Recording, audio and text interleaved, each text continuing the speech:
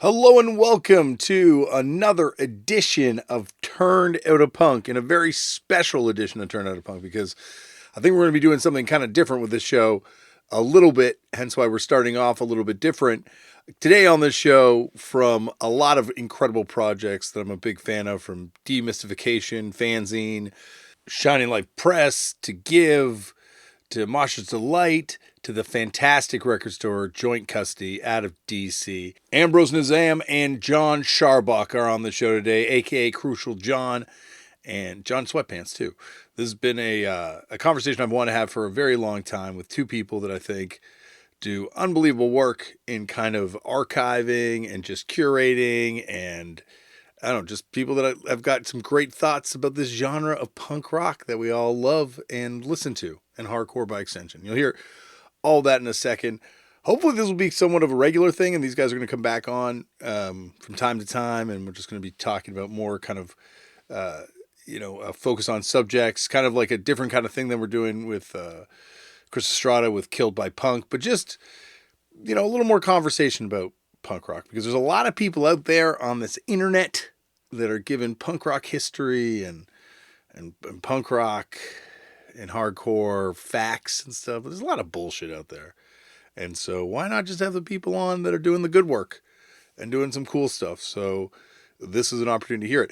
You can check out all the stuff that I'm a fan of that these people are involved in. First of all, head over to jointcustodydc.com and check out all the stuff they have over there. And if you're ever in the DC area, stop by that store. Ned Russin works there from time to time.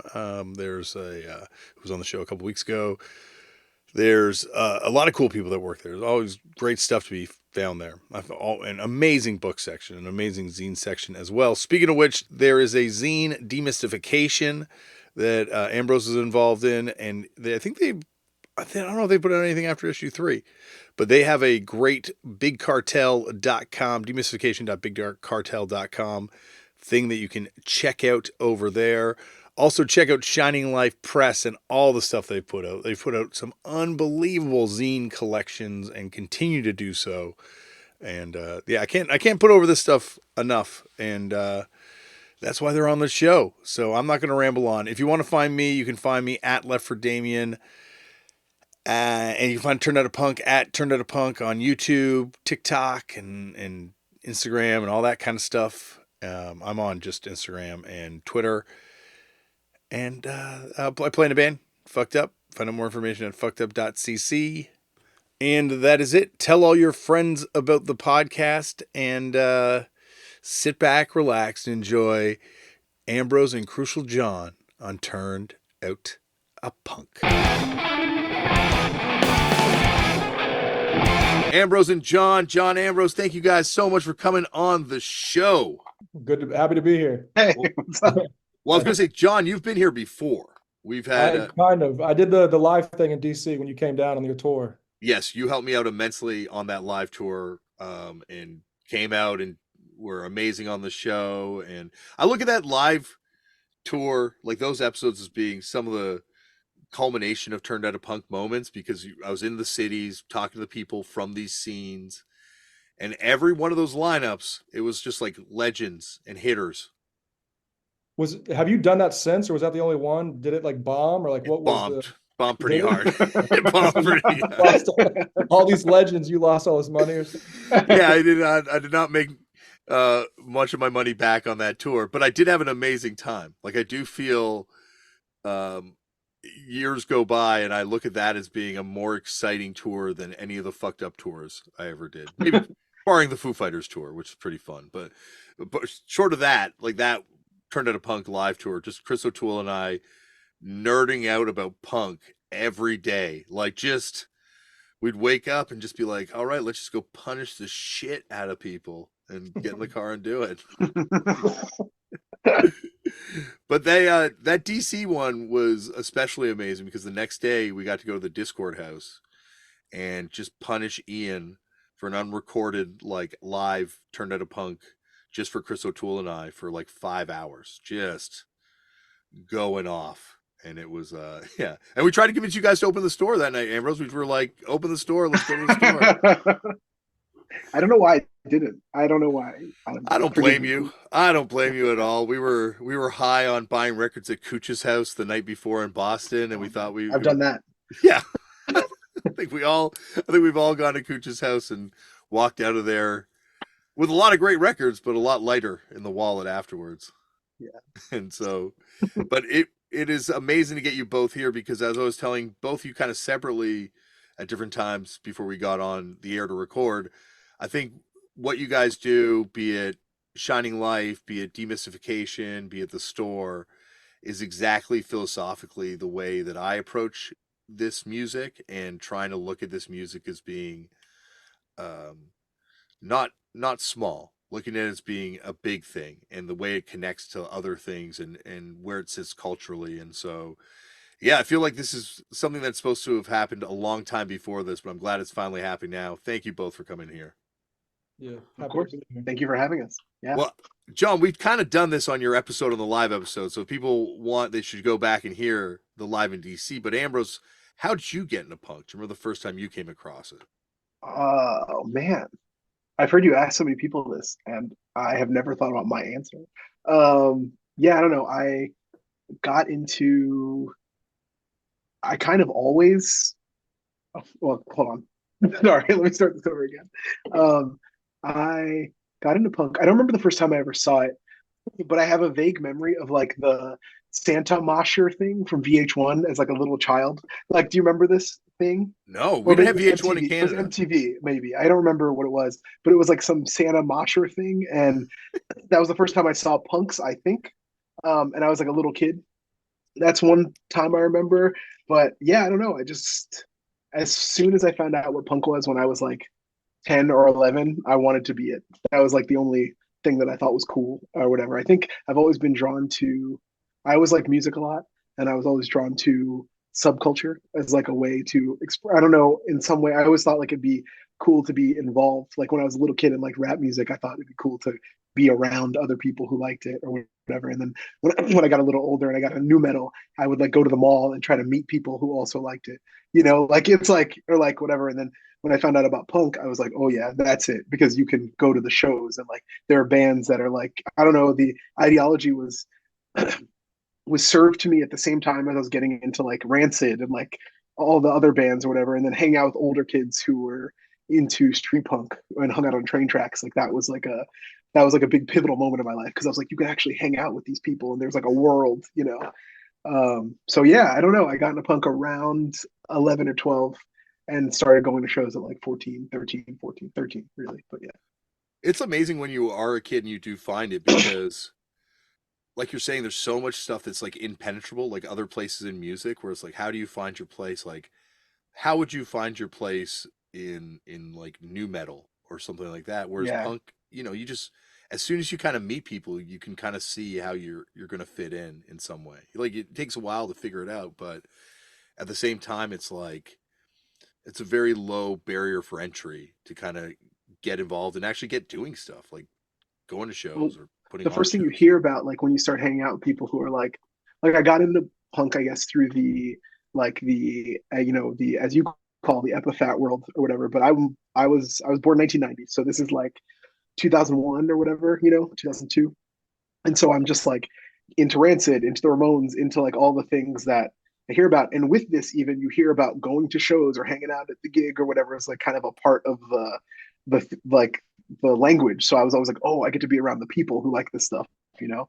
And then I was imagined. It was so funny because I was imagined going to shows as being this thing where you like walk into the show, kind of like movie style or whatever. You walk in the show and there's all these cliques. Like you see over here, there's like street punks, and over here there's skinheads, and then there's straight edge kids, and then there's like kind of like darker, whatever, like kind of kids, and like there's emo kids and like political people. And I always was like, I can't wait to go to a show and be around that, be around that world.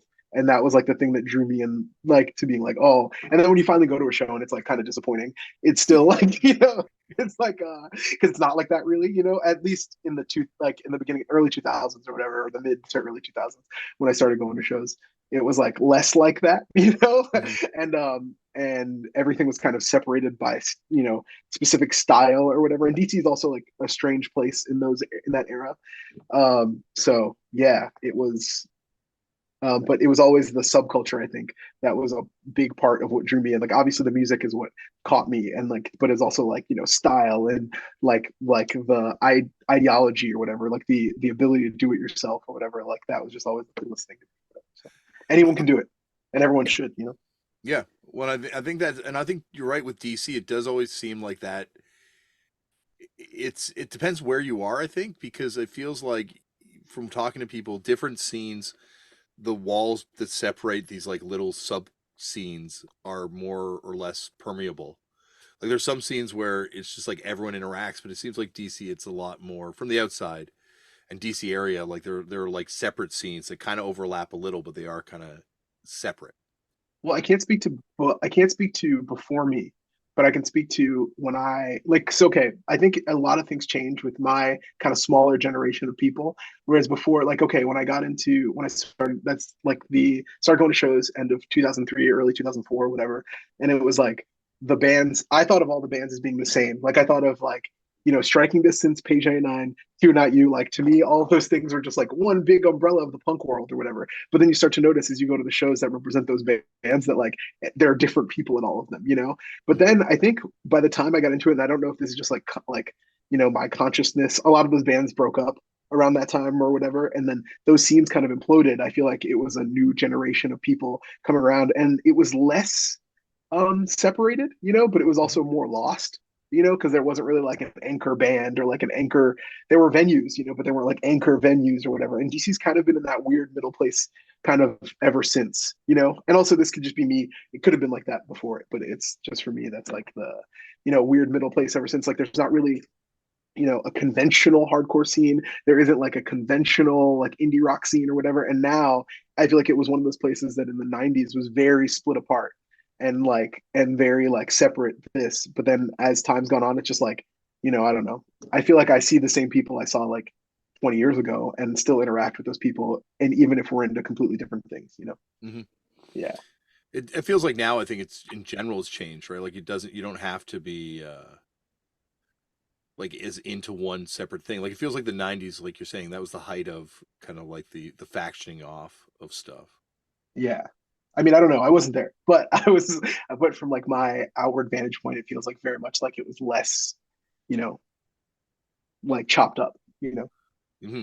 Well, it's interesting Yeah. because I was talking to someone recently about this, but like youth crew coming in and the fashion and the way the style shifted with youth crew, it's like it seems like it's a major breaking point between punk and hardcore, and like up until that point, everyone kind of dresses within similar kind of parameters, but youth crew was like a real departure, be it Nikes or champion shit or having clean stuff. And by the time I was going to shows, that was very much like the different worlds, like the kids that dress clean versus the kids that didn't dress as clean. And then it felt like it got broken down again as time went on.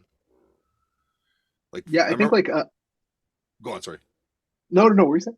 I was just when I joined fucked up. Like I remember finding out that Mike and Josh were talking shit on me because I dressed too clean, and they were really they were really pissed off. Even though we all lived together, we had access to the same washing facility to wash our clothes, but they wished I dressed more punk and less a hardcore kid.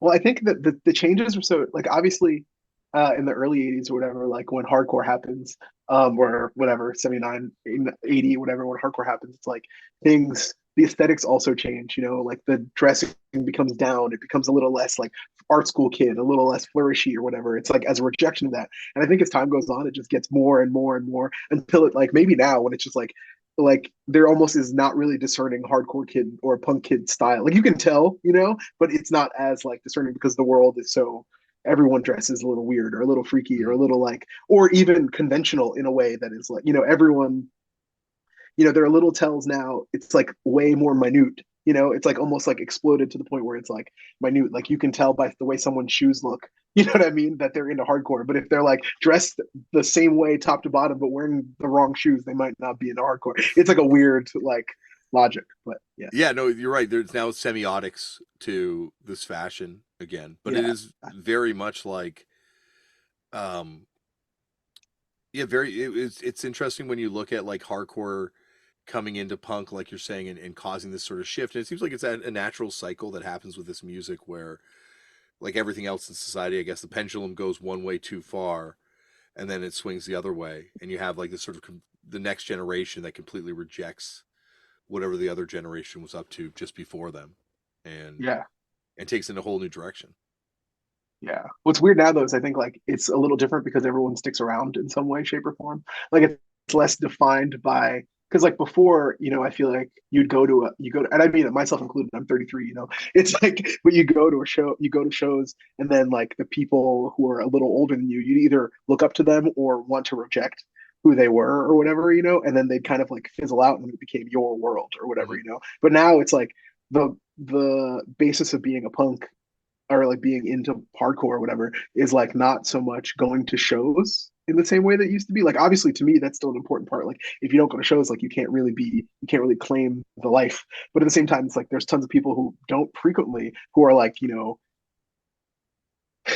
like like seen as important parts or like have opinions or about things, which I guess is fine. Like it's like, but it doesn't follow my like kind of old school ideology of being like, yeah, you got to go to the show, you got to be involved, you got to be on the ground, and then you can have like an opinion on it. Well, then there's eventually a time where I think your scene, depending on how focused you are, will just like not really become as part of this punk anymore. Like I think about Cruise Records people and people that like identity were shaped around all and like all these bands that at one point were huge and it was like a separate punk scene. Like you see Cruise Records flyers like in the 80s and Mhm. then there's a point where like where did that stuff go? And like if you were a fan of that stuff and if that was your shit, like where do you go to get your fix now? I guess Descendants shows, but is that going to Yeah. scratch the all itch? I I don't don't know. know. I don't know. I have a Cruise Records t-shirt that I got at a discount bin that just says PC and has the no symbol across it. Oh And it's yeah. like you couldn't date a t-shirt any more than that. I think I saw a sticker of that made recently. Yeah. Well, I it's won't say where. cyclical. John Yeah, knows yeah. where, but I I won't say think where. I saw a sticker too. Yeah. It's Yeah. That sentiment still lives, obviously. Yeah, So. it still lives somewhere. yeah. Yeah. Well, Nate, you're saying so I've got a market for that Cruise Records shirt if I want to flip it now. Yeah. I think you could. Yeah. Yeah.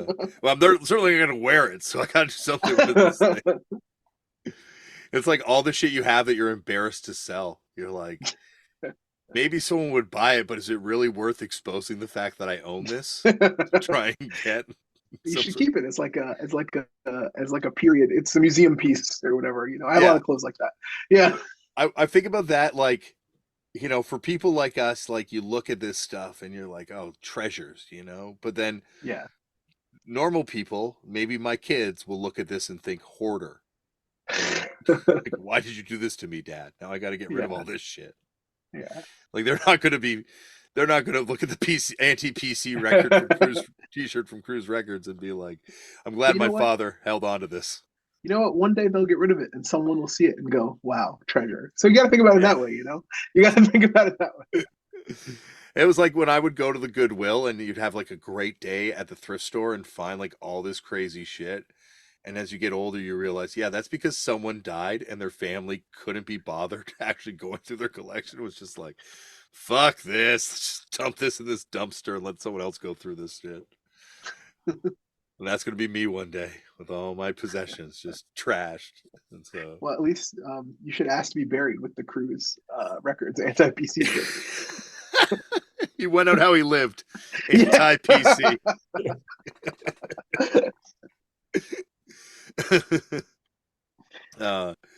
There's like it's funny though because like there's certain things that when you are from I guess the life or from this world that almost become like shorthand where you Mhm. can talk about this stuff and people get it, but then when you meet people that are outside of it you realize like how unique this culture is that like we can say hardline Gigi Allen or like any of these sorts of things, Cruise Records even like, and you don't really need to explain it because we all kind of are versed enough to know what these things are and what they mean. But then whenever you have to explain it to a normal person that's not from this in any way, you realize how crazy all this shit is. Like just completely out Well, I of mean, I think it's, I've always thought it's its own culture in a way. Obviously, it's a subculture, but it's its own culture in a way. So there's going to be its own cultural language. So it's like it's easier to talk to somebody who understands your cultural language. So it's like, and also, I mean, even a step further, if you're like interested beyond interested in like music or whatever, if you're interested in like the, whatever, like the cultural artifacts of it or whatever, you can look at someone else and go, yo, I have this Cruise Records anti-PC shirt, and they don't think you're ridiculous because you have because obviously, why wouldn't you keep the shirt? Like, it's a weird piece of history. You know what I mean? yes. So, yeah. Well, that's the thing. That's why I wanted you guys on the show, because I know you guys would get it and make me feel completely normal for having that in my collection. It is it's also interesting though. Like I went to a cathedral on our last tour, like a giant old cathedral that was from like the 407 AD in Germany. And in these cathedrals, they always have relics, right? Like old bones that they say belong to a prophet, or was part of the crucifix or something. And it really feels kind of like the same sort of like religious devotion to objects in punk and hardcore, where you're constantly trying to acquire these artifacts that there's whole businesses set up around like selling old scraps of paper that these people touched and wrote Yeah. shit on, or records, and just sort of this idea that we're constantly amassing these objects that we derive some sort of power from. Yeah. Like Yeah. This is where the weed helps, guys. Like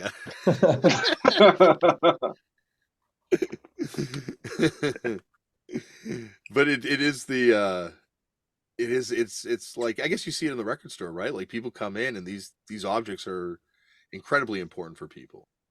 Like finding that hardball Yeah. 7-inch at joint custody was huge for me, even though I already had a different version of it.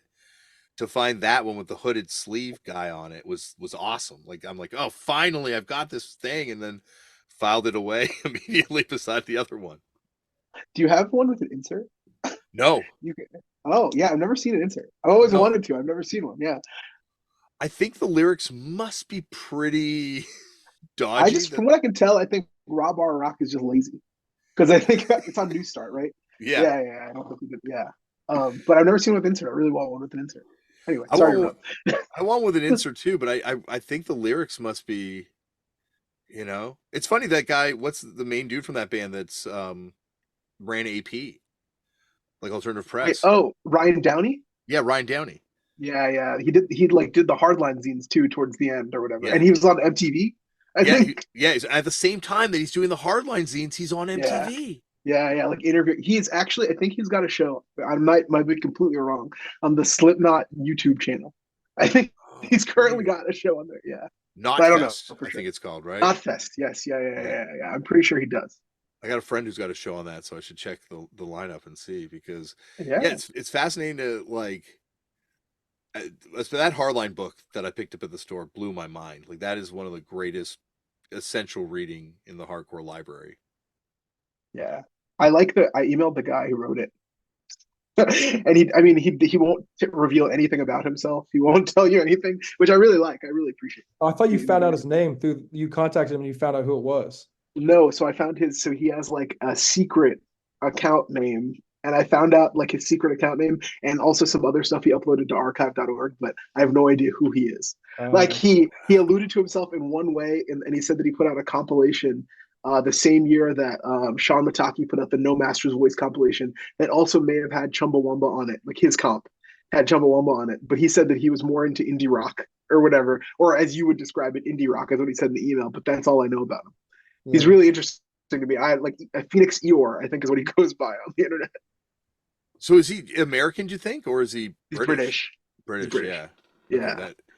that explains it. And then if when he describes it like that, he's probably like into like Mega City 4 and like Leatherface and Yeah. all those types of Yes. bands, right? Like, Yeah. And the thing I really like about that book is that he uses zines as a main resource, which I yeah. think is something that's really cool because that's like how kind of how I always saw zines is like they're not so much. I was actually just talking to some friends about this, whatever. Like I think they can be whatever you want them to be, which is why they're good, but they're like documents of like our cultural history. And I think that's like a really cool thing. And so when that book, that's my favorite thing about the book. Because there are times where it gets kind of hard to read, low key, because it's like kind of repetitive. But it's the cool part is that he has these zine quotes and he like talks about it. And there's also parts where he kind of talks about it as kind of like dramatic, Mm-hmm. which is kind of cool. Mm-hmm. Yeah, like it's like this person betrayed this person, and then keep me on the edge of my seat. Well, because it is so drama filled, right? Like it is like Yeah, a message board. Just how we like it, bro. yeah, but Exactly. it's like but it's also like the most boring drama. Like it's like not like it's just like this person said that this person was no longer hardline or whatever. You're like, whoa, yeah, And then the fact that it draws up to Fallout Boy, and you see like this, and it's one of the few homegrown American terrorist movements, and certainly like one of the few real, true direct action movements that kind of comes out of hardcore and punk. Like, I guess direct action in Vancouver being the other kind of thing that I can think of off the top of my head, but where you had like punk people not just singing songs about it, but actually doing it for better or for worse. And yeah, I know it's fascinating. Like also using that zine as a primary source because you allow people to kind of give their history in their own words as it's happening in real time. And that's like you're saying, fanzines are amazing for that. And I think when I was in women's studies in university, that was the first time I ever saw fanzines being introduced as academic sources. And yeah, it makes sense that they would be. yeah. I mean, they're self-published documents of culture. The same as like any book. You know what I mean? It's just like we're in control of our means. Same thing as the news or whatever, which can be go in whichever direction. You can write your own histories, and we should. I don't know. But the one thing about the Hardline book is I wish there was a little more Utah in it, but I understand that there wasn't like, yeah, I wanted a little more, going a little further into like the bands and the scene around it, That's and like what the McDonald's blowing up and stuff. Yeah. Yeah. the book is good, but it leaves room for like a real hardline document to be Yeah. made. You know what I Yeah. mean? Exactly. So Yeah. Yeah. It would be interesting to see that, but like I think that book kind of like you're saying, it is complicated. Like especially when hardline turns into Islam and turns into Rastafarianism, and there's sort of this Yeah. like interesting spiritual journey that these people are on at the same time that they're on this like musical journey as well. Like I don't know. After reading that book, I'm like, this should be a documentary TV series that would probably be watched by 10 or 15 people, but it's well worth it. Yeah. I think it's really well done. I do wish there was a little more band talk in it. Not because I think like band's at the center of it, but because I think like it's I don't know, it's like there's some stuff that's missing. I feel like whatever. But also another thing too, there used to be this really good thread. I'm sorry, I'm talking about the internet, like a message board on. There's a thread on, I don't know if it was BCO or VLV or like one of those message boards of that era, like this like 10 years ago, whereas people recounting their experiences at the hardline conventions, like at the hardline festival or the getaways or whatever, and talking about people like tripping over their pants while they're trying to like zip line, or people like getting caught having sex and being kicked off of the retreat, hardline retreat. Thank you. That's sorry, but it's like kicked off the retreat, whatever. Like that kind of stuff is like, I don't know, that's gold. And I kind of wish that he didn't just use like those kind of like, I wish he contacted some people or whatever, but I understand. I mean, there's always room for a part two, no matter how deep you go the first time. Yeah, the weird puritanical side of that kind of like of hardline is fascinating. It just is disturbing, but like the way they would try and control other people's sex lives just it just reeks of some creepiness. Like just Yeah. I think they even talk about it in that book. Like one of the dudes getting kicked out because they said they found a jar full of condoms. That's me. That's just an internet rumor back then in the guy's house, and they're like, he was keeping old condoms. Like, kick him out of the movement. Kick him out of the movement. It's like Well, I'm sorry, this is maybe too long on hardline, and you can cut whatever part of oh, this. But do you ever see in the book? There's a list of Sean Mataki's favorite things. Did you see it? I'm trying And to it like remember that kind of, part. so it's in the footnotes or in the back. I'm trying to find a screenshot of it that I definitely have. Okay, and it lists his favorite things, which include like all different kinds of girls. I mean, I'll read the whole thing if you're bored. You want to I do hear it, but remember this thing now. Yeah. yeah, it's girls, punk, Sex Pistols, Dead Nazi Skins, Vitasoy, Trader Joe's, Payless Shoes, Home of the Non-Leather Steel Toe, and it just goes on. He names like models like Jane Seymour, Michelle Pfeiffer, the two Miami Vice girls. He says Michael Board is in it too. All Laguna Beach girls, the Germs, bondage with non-leather straps. It's like one of the best things ever. And I think it was printed in it's from 1989 actually, and it's printed in like a Minneapolis alternative scene zine, which I think became Profane Resistance, but I could be wrong. But it's like one of the best lists of all time. So That is yeah, incredible. That is yeah. so... And it's like right next to it, it's like the Apostles and Miami Vice, which are like back to back, is like really funny to me. Yeah. There is he's so fascinating to me, and the fact there's like no live footage of them playing that I've been able to find. Like, and I swore there was a tape back in the. Do you remember that, John? Like tape trading days. Of There course. was a Vegan Reich tape that floated around, right? I don't remember ever hearing or seeing about a Vegan Reich live set or a tape or anything.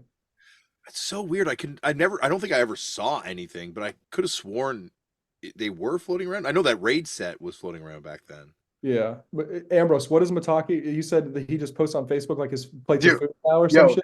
his Instagram is one of the best things ever. I think Siobhan put me onto it, but I can't remember. But it's like one of the best things ever. It's like his plates of food, and then it'll be like new Oi records, and then like Yes. Adidas dropped the vegan samba last year or 2 years ago. I don't remember when, but yo, he was having a field day with it. He was just posting his vegan sambas and like all sorts of and just going to see reggae bands, and then hashtags are amazing. Like it'll be like XVX vegan Reich, like on a picture of his food. It's the best. I mean I'm not even kidding. Like I would love to go to Shamatani's house and eat dinner. Like it sounds like the dream, you know. It would be amazing. I would love to meet the guy and talk to him. Like it's just yeah, like so fascinating, that band and like that whole history of that band and like the peace punk thing and evolving into this other thing. It's just a real interesting musical journey. One of my favorite things is the statement record, obviously Yes, yeah. on Hardline. It's like it's the best, but but I used to post on the Catalyst message board when I was in high school, like the ex Catalyst X message Yes. board, and on it, Rat from Statement was on it, and he would just drop all this lore. I really wish it was still online. It's gone. Well, I'm glad it's not because I said a lot of dumb stuff. But Rat from Statement used to post on it, and he would post he post about being a nudist, and then he would post lore about how like he wasn't. And I think this is also in the book about how he wasn't really like he was just an anarcho guy who got drawn in from writing letters back and forth to Sean into like straight edge thing or whatever, and like that's how he describes it. To me, it's a very beloved thing in my life. But the straight edge thing is how he describes it. And he just sent him the songs for the record or whatever, and then he said the artwork came back like that, like with the crossed guns or whatever, and yeah, I don't know, but I don't believe it to be true. Like I believe because he was making militant songs, so like he knew the aesthetic would be militant. I think it's a little revisionist history, Rat, but it's okay. Well, I love in the book when they describe him as like a nihilist nudist now. yeah, that's he's very like because I do remember him posting online about essentially being like it was big voluntary human extinction era in like the vegan straight edge community, so that was like Yes. a big thing Yeah. back then, and he dabbled, he dipped his toe in it. If I'm gonna go out, I'm gonna go out naked too. That's like Yeah. like why have these clothes going? I think it's fascinating people's evolving relationships with the things they wrote as a young person that are canonized and still around for them years later. Like you're saying, like most of the stuff that people wrote on message boards, thankfully that's gone and that's erased. But Yeah. Ian Mackay will have to answer for straight edge for the rest of his life. And, in a smaller way, I guess the statement guy will have to answer for statement for the rest of his life. And it's interesting how these people kind of reject it and then I find ultimately come back to it and take ownership in a way too. It's just, it's Yeah. interesting how like our sacred texts are written by like 19-year-old kids. And then these people are adults and we're still talking to them about these things they wrote about when they were 19.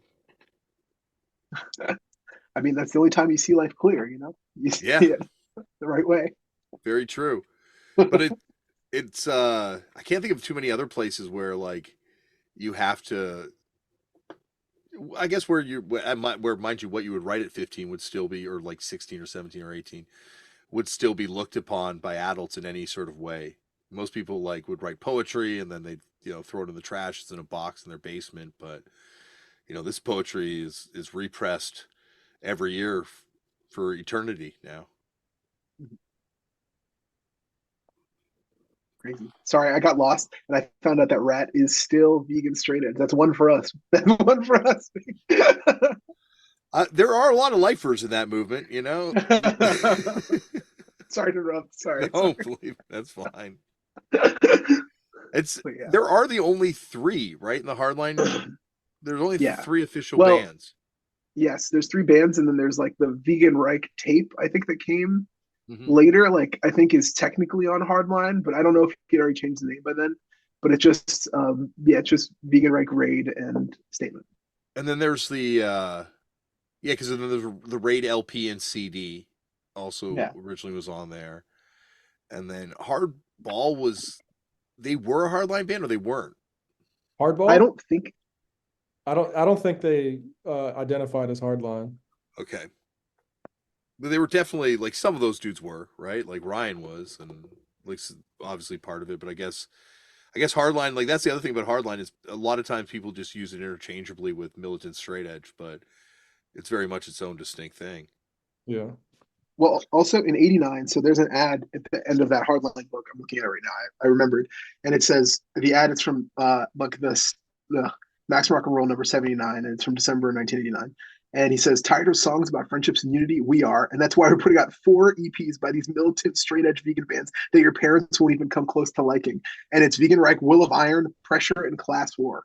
Which I thought was like, I don't know what those bands are, but that's like a cool thing. Pressure, I think he also had a reggae band. I think these were made up names by him, if I had to be honest, because I think he also had a reggae band called Pressure later. Like in the I can't remember what he changed the label name, like because it was the label name that put out the Fall Out Boy records, or the first Fall Out Boy or second Fall Out Boy record or whatever. After that, it started with a U, but I can't remember what it's called. But I think he is in a reggae band called that then. So I think but I think wasn't Chuck Treese in Pressure? I don't. That would make sense. I don't know though. I think he was. He was definitely did some band with Sean at some point because I've been researching it on Discogs. Like Chuck Treese has the most incredible Discogs of any musician ever. like who else can connect Billy Joel to Vegan Reich in like one move? Did he play with Billy Joel? He played on that big like whatever the big Billy Joel thing is, the River or something. I'm not, unfortunately, my Billy Joel knowledge is a little lacking, but he played on one of the biggest Billy Joel songs ever, and he was in the Roots. Sick. Yeah, his son is a DJ that I kind of like, DJ Swisha, and like on Twitter sometimes he'll talk about his dad being dope, and he's right, his dad is dope. Yeah, his dad. His dad has stood me up for the podcast now 4 times to the point where I'm waiting on the call for him to log on. He just doesn't log in, and then he's like, "Sorry, something came up. Can we reschedule?" And every time I'm like Charlie Brown trying to kick that football. I'm like, obviously, whatever you need me to do, I'll go for this thing again because, yeah, like who else can you talk to about Underdog and Schoolie D with? I mean, yeah. When Santi Gold was on the show, she said she was discovered by him. By Chuck Treese? Yeah, coming to like DJ. Wow, that's sick. Yeah, like a school dance she was playing, or his friend was DJing a school dance that she was at or something, and met him, and that's how she got involved in music. Oh, that's really dope. I didn't know that. Yeah, and Vegan Reich too. Like all that. It's a small world, you know. You know, you get the Vegan Reich documentary is going to be insane. You're going to have Billy Joel in it, the guys from Fall Out Boy. How did you guys decide to, or do both of you guys do Shining Life, or is it just mainly John? It's John. Me John and Zach. Yeah, my friend Zach, our friend Zach. How did that start? It was you remember that label Masha's Delight? Yeah. It was the kind of like a small tape label from DC, and we were going to do an issue 10, which was going to be this big thing. And there was a bunch of articles in there that were taking a while for me, like especially the bold 89 tour article. And Monsters Delight kind of seemed to be over, like the era or whatever. I don't know how to really describe it, but it just seemed to be kind of at a natural end. And I wanted to end it and just focus on fanzines, and that's basically it. I told Zach, I was like, "Yo, let's like stop this. Like, it kind of seems at a natural end, and like just focus on fanzines." And he was down. So, and that was in like 2018, I think. So did you guys just meet kind of through hardcore and just have sort of a similar approach to deep diving in the world? Oh yeah, he's from Silver Spring, which is a suburb outside of DC. Ambrose is from Gaithersburg, and I think you guys met real early. Yeah, I met like my first year going to shows. I met Zach, so like almost 20 years ago. Yeah.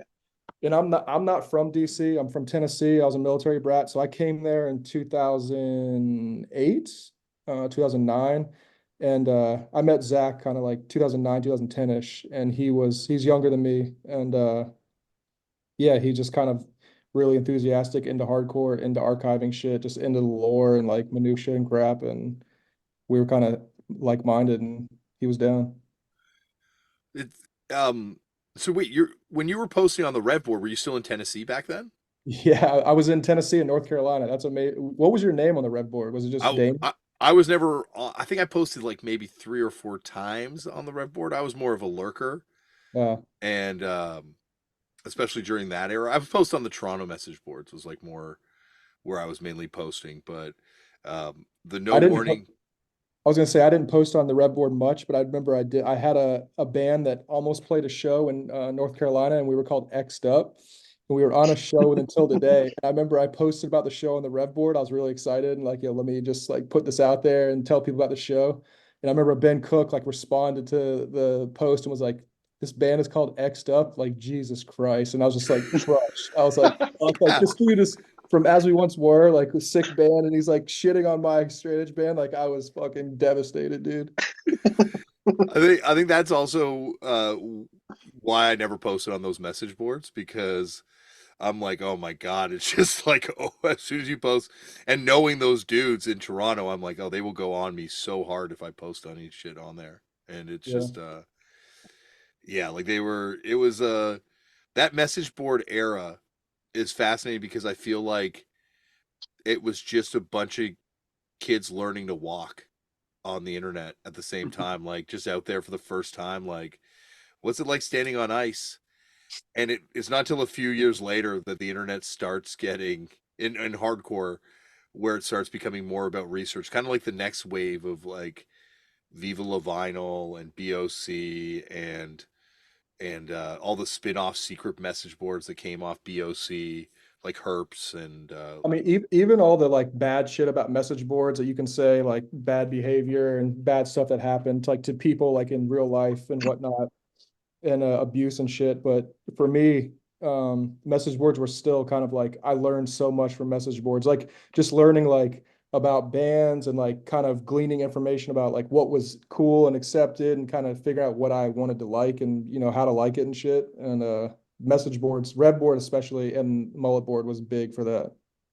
one I think is like we and now it's changed because people are putting out books about it, but I feel like so much of this culture was like an oral tradition or fanzine tradition, which is like the fanzine might be lost or it might be destroyed or one person might have a copy of it type thing. So yeah, those message boards is where I learned shit that I still use today. That's where I learned that Dre DiMatteo was a hardcore kid. It's where I learned so many of these people or about so many bands or like you'd hear about bands that maybe just had a demo. Like Altercation feels like a band that was just completely discovered on the internet through people like passing that demo around and sort of like sharing the lore of some of these bands Yeah, that and that era of like obscure demos and recordings and WNYU sets, like that era is when like everyone learned about that shit, I feel like. mhm. Yeah, Also, I was gonna say, speaking of Toronto and fanzines, if you see Luann, tell her Tunga Tunga needs to be anthologized.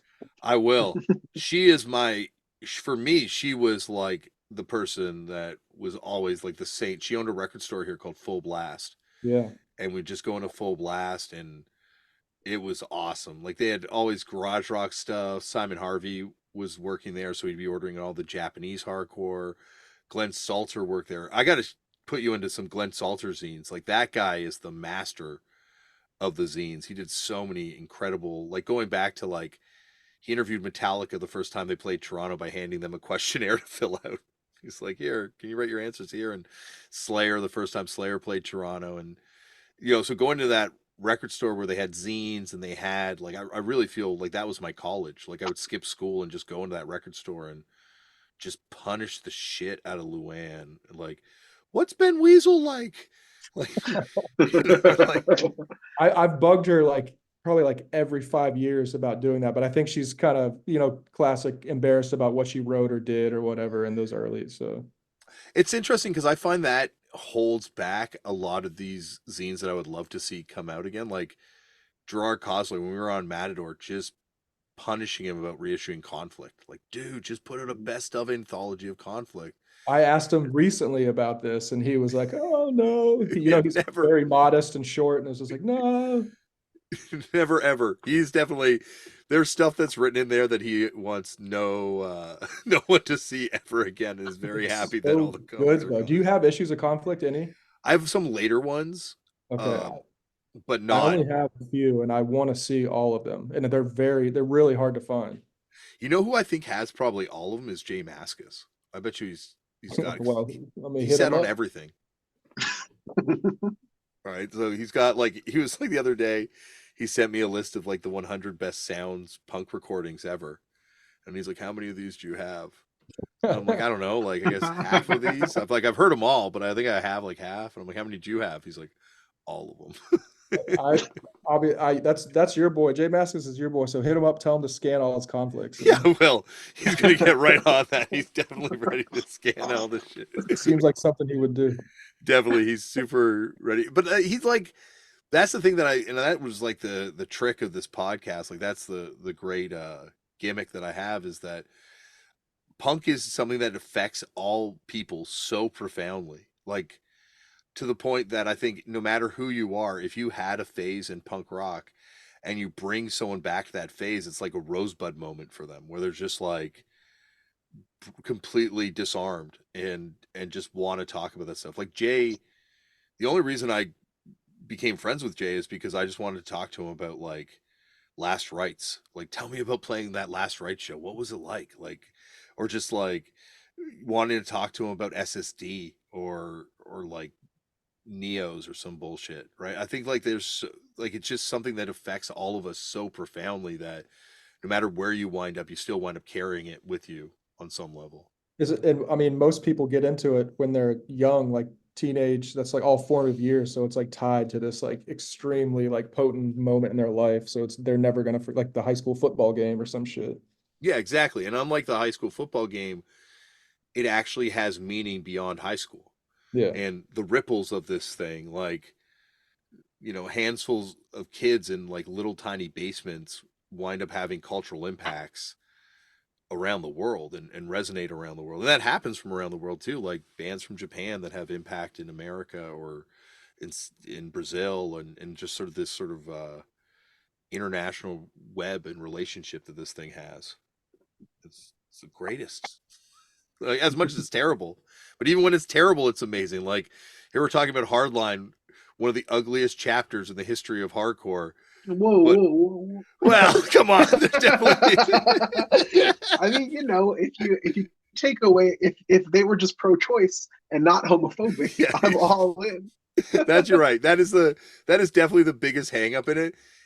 Being the homophobia and the anti-choice stuff Yeah. is so harsh, and I think people dialed it back a lot. Like, oh yeah, like there was a little bit of that, but it wasn't a big thing. And then you read the book, and you're like, no, it No, was a no, no. It huge was part of hard. it. Yeah, it's That just that's another like shorthand aspect of it that I've talked to Ambrose about this before. Was they're like hardline, like you show this to a normal person, like this is bad shit, like they believe some bad things, but we can appreciate it. And since we're kind of like in this culture, we know like, hey, this is bad, but it's still sick. You know what I mean? You can't, there's like this like tightrope that you walk where like, yo, this is sick. There's tons about this shit that is sick, but there's also really bad aspects that we do not believe, but we still can appreciate this. That's what it feels Well, I like also think punk too, is. Oh, go on, sorry. I was gonna say, I think it's also the part of looking at things from the like hindsight, whatever version of it. Because like, okay, for instance, if they were my peers, I might feel a little differently because I would be strongly opposed to the homophobia and to the anti-choice stuff. But as a as like a person who's like who got into this stuff way later than them existing, I can look at it and pick the things that I like about it and be like, well, I don't have to look to my corner and see like this person saying something homophobic. Like I can just look and be like, yeah, veganism, yep, straight edge, yes, direct action, yes, those Yeah. are dope. And then kind of like look at it as like this like you know um like not aesthetic, but like take the ideologies that you like from it. It's kind of how we look at anything through history. I mean, it's kind of like looking at hardcore. Like I think about this a lot. Like if I was 20 years older, would I have been into hardcore? I don't know. Like I'm like to me, it's like the number one thing. It's like to me, it's the thing that is like the driving force of my life. I look at everything through the eyes of like someone who's into punk and hardcore. Like there's like my complete world is. So I couldn't imagine a life without it. There is no life for me without it. But at the same time, I'm like, if I was 20 years older, I could have gotten this some other shit. You never know because we're all like victims to our circumstances and time. I like often think this about my friends who are pretty rigid, who are like very like not into progression, and then and like I'm roasting two good friends of mine right now in my head, but I love them very much. But like we often talk about if we lived in there, or they often talk about if they lived in different times, like they wish they were born like 30 or 40 years before it or whatever. And for me, I'm always like, I don't know, because the context of our lives would be, and if you're like we're into this, depending on how we view the world, like if you're viewing the world kind of rigidly, then like what's to say you wouldn't view the world rigidly then and think of hardcore as whack. It's like when you talk to an older person who like got out of it in the 84 or whatever, and they're like, all the stuff after it's all the same, but you can tell the nuances between like I'm like, no, youth of today is not exactly like mech mensch or whatever. Like that is not the same Yeah. thing. Like, you know what I mean? And you can even look at it even further and you can be like, well, floor punch is not exactly like wide awake, or like even past that, you can pick it apart or whatever. And we can notice those differences because we're looking at it from a backwards lens kind of, or from a past lens. But it's like, if we were peers with it, how would we engage with it? And that's like something I really like think about a lot, but I'm always in my head. So it'd be probably more fun. It'd be more fun if I was just like, what if I was born in 1962? Anyway. There was a recently an older friend of mine that grew up going to hardcore in the 80s in New York and shit. And he was saying, he was asking me and a friend, do you like Marauder? And we're like, of course we like Marauder. Like, who doesn't like Marauder? And he's like, oh, I fucking hate Marauder because when they started coming around playing shows in New York, like it was so violent and they introduced like this extreme violence to the scene. It kind of ruined it. And I didn't even like think about it. I was just like, oh, just Marauder, like fucking Life is Pain is amazing. Master Killer is amazing. But I didn't like, you weren't there. So you can't put yourself in the context of like how shows were or what happened. And that's kind of like piggyback on what we're saying was like, when you're completely divorced from it, you can just look back and appreciate what like the good pieces of it. So Yeah, and I think that's like, when you talk to someone who was around for these times, like you're like, oh, what about this band? They're like, oh, they fucking sucked. And you're like, how do you, come on, there's no way. Like I was talking to someone that saw Siege, and I'm like, what were they like? And he's like, yeah, they weren't that great. They sucked. And I'm like, yeah, are you kidding me? They're one of the fucking greatest bands of all time. But, or when you talk to anyone who was like a Seattle hardcore kid at the same time as Nirvana's happening, and they're like, oh, Nirvana sucks. And just like completely are so dismissive of it because, like, yeah, of course, you're a hardcore kid. Like, why would you like yeah. this stuff that was happening? It just was completely unrelatable. But because we all have the benefit of being distanced from it, we can like it all. Like, you don't have to, you don't have to Or at really least go on. Sorry. I was gonna say, although at least you could be interested in all, because like I had this really like weird moment when I was in Paris a couple years ago or whatever, and I was at a record store and I was talking to the guy who was working there, and we are just having a fun convo about like the French Oi, and I was like, yo, you got Evil Skins records? And then he like pulled out Evil Skins 7-inch. I won't say what store, but he pulled out Evil Skins 7-inch, and he was like, yo, check this out. And there was this guy who kind of had like this like like kind of, I don't know how to describe it, like kind of like older goth kind of vibe, but he was like, definitely into punk, but like older, like probably 50s, in his 50s or maybe a little older, and he looks at me and he goes, "You like that?" I was like, well, I'm curious about it. Like, I think it's interesting. And he was like, I used to get beat up by those guys all the time, and you definitely would have gotten beaten up by those guys all the time.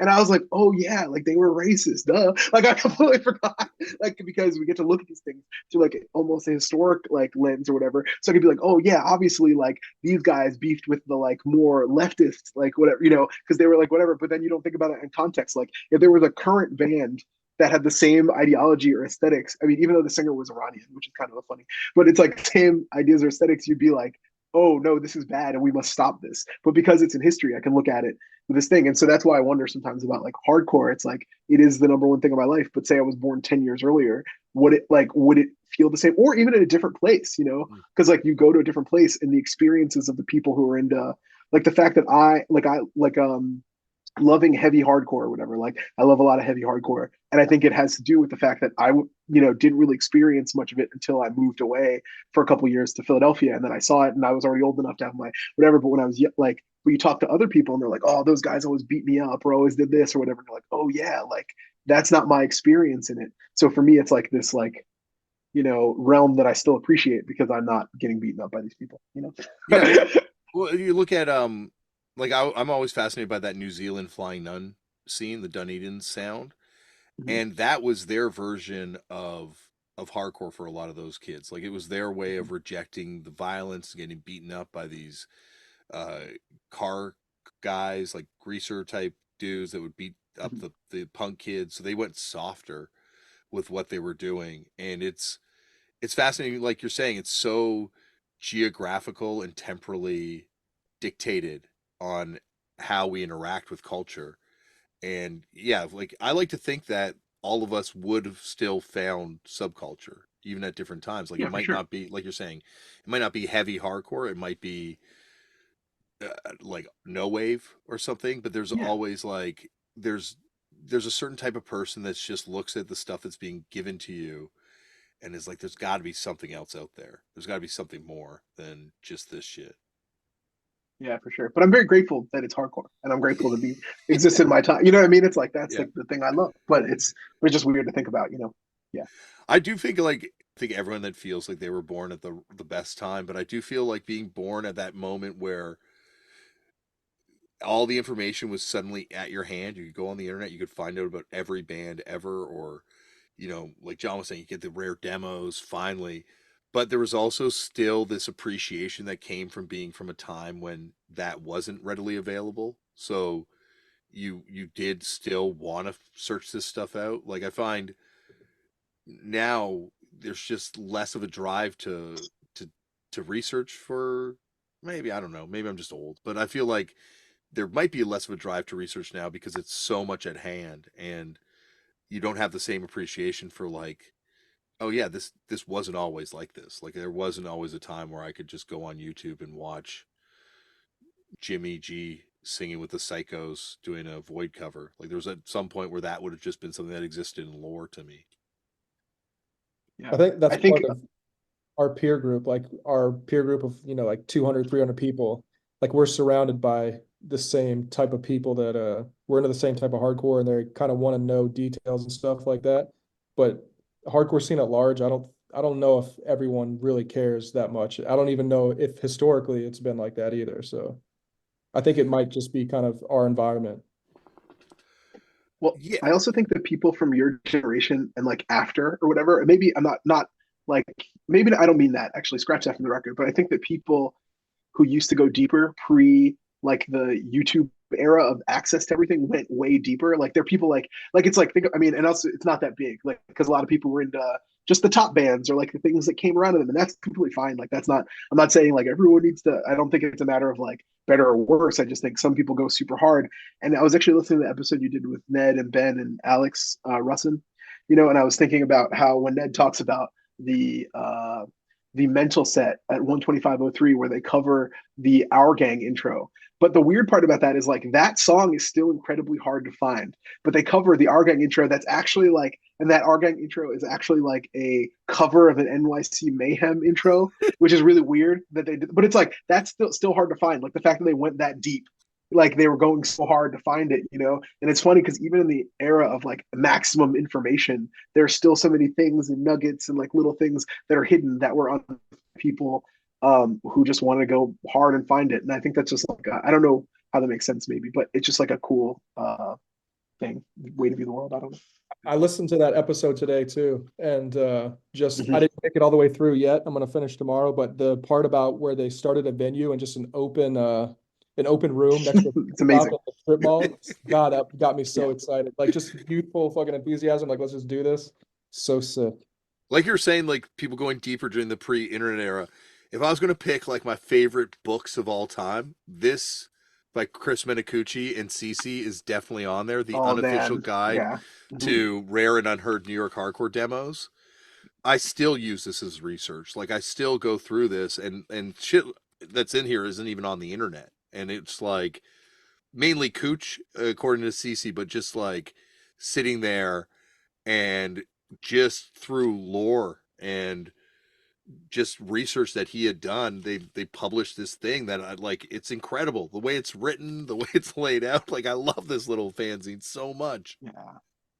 Maybe the answer isn't that people went harder back in the day. Maybe it's just that Cooch exists. Yeah, And Cooch, you know what I mean? Like, yeah. and no one goes harder than No, that's the thing. Uh, like we were talking about earlier. There's not a lot of people that do punk rock history stuff on the internet that I feel like bring anything new to it. yeah, Cooch. Cooch is the guy that I want. Cooch is my punk rock MBA. Cooch is the guy that I learned from still to this day. Like yeah, I still hit him up because and that's the thing that I love, and I feel like we're all kind of like you're saying, John, there's like maybe 200 people that are like this, but I love that we're all like this, that we all like want to like keep digging. And if there's this tape, then this tape must exist. And if this tape exists, this demo rehearsal thing might exist. And Yeah. I don't know, that's the I was just saying how we're kind of insulated by that mentality. So it's like, oh, this is how the whole world is, but I don't think hardcore is like yeah. that. So but then you see like Wax Poetics and you see like Ugly Things, and you're like, there are people like this for oh yeah. other, like the Beatles. Like they've got every fucking day of the Beatles' career documented in books, right? So there is these things that exist in all other cultures. But yeah, like punk and hardcore, maybe because, well, probably just because it's what I'm obsessed with. But like, I feel like to me, it's fascinating because it's so small at times. Like it's so like 15 people at shows, but the reverberations for it are massive and go on forever. Yeah, you remember I that think, website, Kill from the Heart? Yeah. Oh my God. I love that of thing. course, And hours on that thing. I wish it, man. it's on the archive. You can still lurk it on the Is it archive. still archived up? Yeah, I so thought, on the Internet Archive, you can look at it. And I like, yeah, I like, you can look at it, and some of the links, most of the links still work. Didn't you say you know the guy that did that?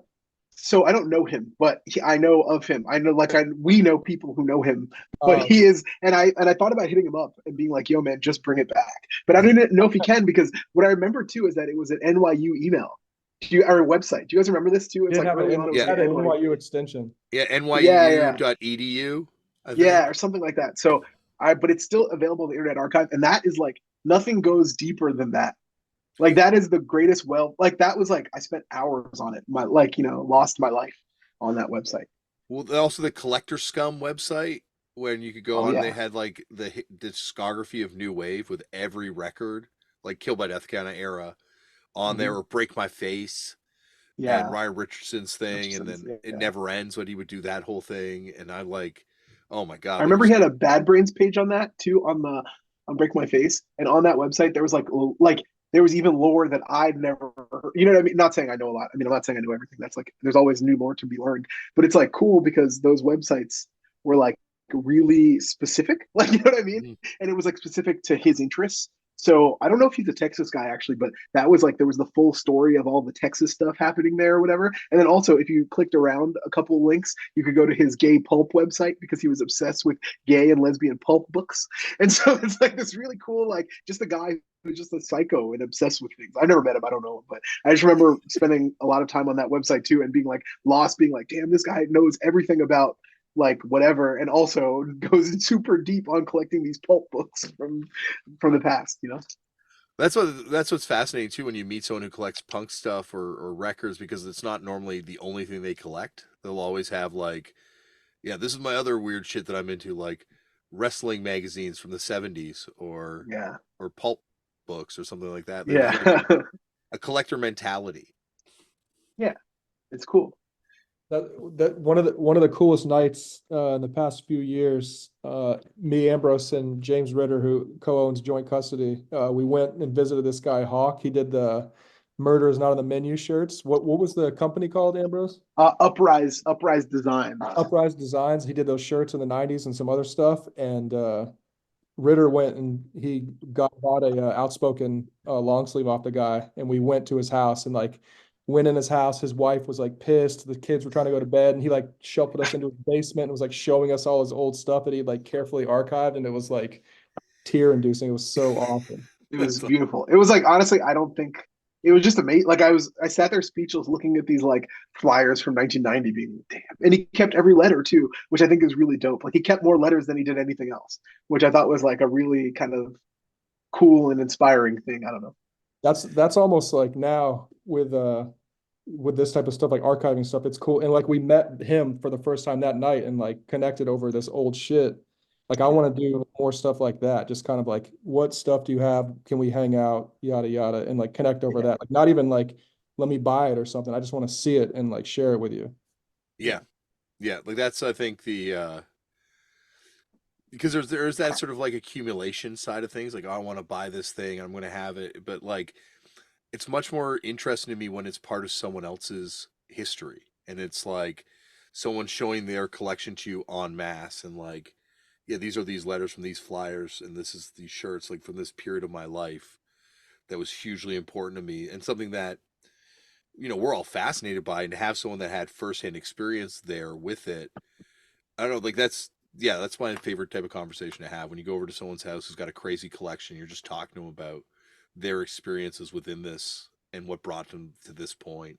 And it's that's why I do this fucking podcast. Yeah. Also, and I think you two, I don't know if I said his name, but it's Eric Hochberg. He goes by Hawk. So just, the Hawk thank legend. you for inviting us into your world.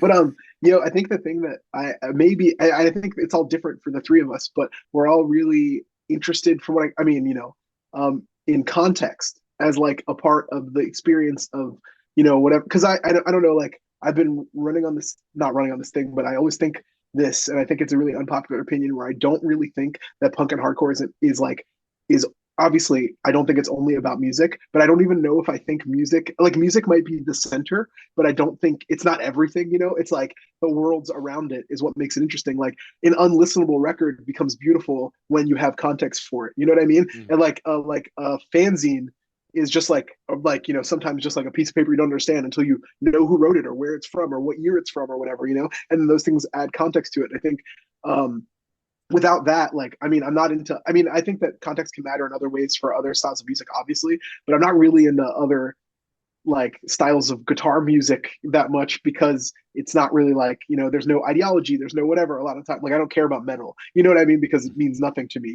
and I think but for me, it's like, it's context. And I think the good thing about going to someone's house, or like the cool thing about being in someone's, like whatever, talking to someone about the stuff that they like or whatever, is it gives you context for them. And so like you can tell me about, is what are they called, Five Knuckle Chuckle from Toronto, and I can be like, now when I see one, I'm like enthused by listening to the record or hearing it or engaging with it because because I can see it now in some small way through the way you see it. And I think that that's like the real cool thing about, and that's why I think like the archiving stuff, like Shining Life, like what John does is like, and Zach do, is really important. Like I love that I can walk right over there and grab the hardware zine and look at any page of it. You know what I mean? And like tell you what Brett Beach thinks about something. Like that's Yeah. like the best. I don't know. And that gives me context. It makes me like want to engage with things that I might have overlooked previously, or like see things in a new light. And that's like also the best thing about talking to your friends about stuff. I think Also, hardware was going. Sorry. I was just gonna say that when Ambrose says that, it kind of gets me excited because every day I'm like, is hardcore being too documented? Like, are we just like dispelling like all this cool mystique and like there's too much out there about every goddamn scene? But I just can't stop myself. So when Ambrose is like, gives me a little props like that, I'm like, okay, cool. Like at least one I mean, person. it's great. Yeah. And also too, it's like, yo, not everyone's gonna pick it up. Like what I'm saying is like a lot of people are drawn to these things, and I'm not dissing anyone. Is not like whatever, no diss, but it's like a lot of like not everyone is drawn to the minutia. But if anyone wants it, it's great that it's available. Yeah. Like, and that's the thing. It's like, and you don't have to be like to engage with punk and hardcore and to love it and to live it. You don't have to care.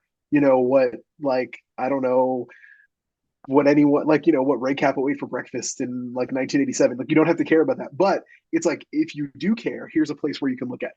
I mean, don't you feel like sometimes like New York hardcore or DC is like so over documented that maybe the new kid is just like, this shit is like too crazy. It's overwhelming. There's too many cornballs saying shit like I'm out. Like I can't, don't even care. But I mean, yes and no. Like, sorry, David, you're Oh saying no, something. I was gonna. I'm like, I feel like certain scenes are definitely more documented than others, but hardware was like a sacred text for me as a kid, and trying to find them was impossible. So when someone had a copy, they'd photocopy them for you, and so to yeah, now have, so it was like we all cared about it, and it was just like a lot more inconvenient trying to find it, and now it's like in a book, and you can actually sit down and flip through all the hardwares as opposed to like the photocopies that I had someone make on a shitty photocopier, and I'm trying to like make it out through the fucking weird resolution on the newsprint to photocopy conversion.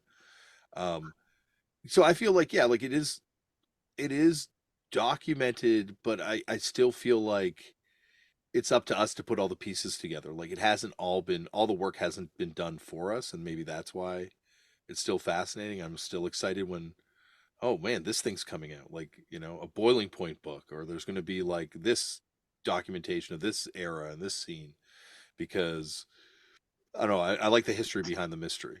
did you see Well, I that? also Oh, I was just gonna say, did you see that Hate Thousand book?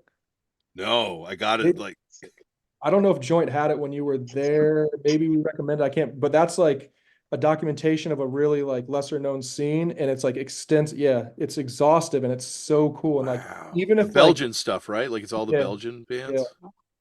And it's like some of the bands aren't like most of them aren't that good, but it's so cool. Yes, That book is perfect.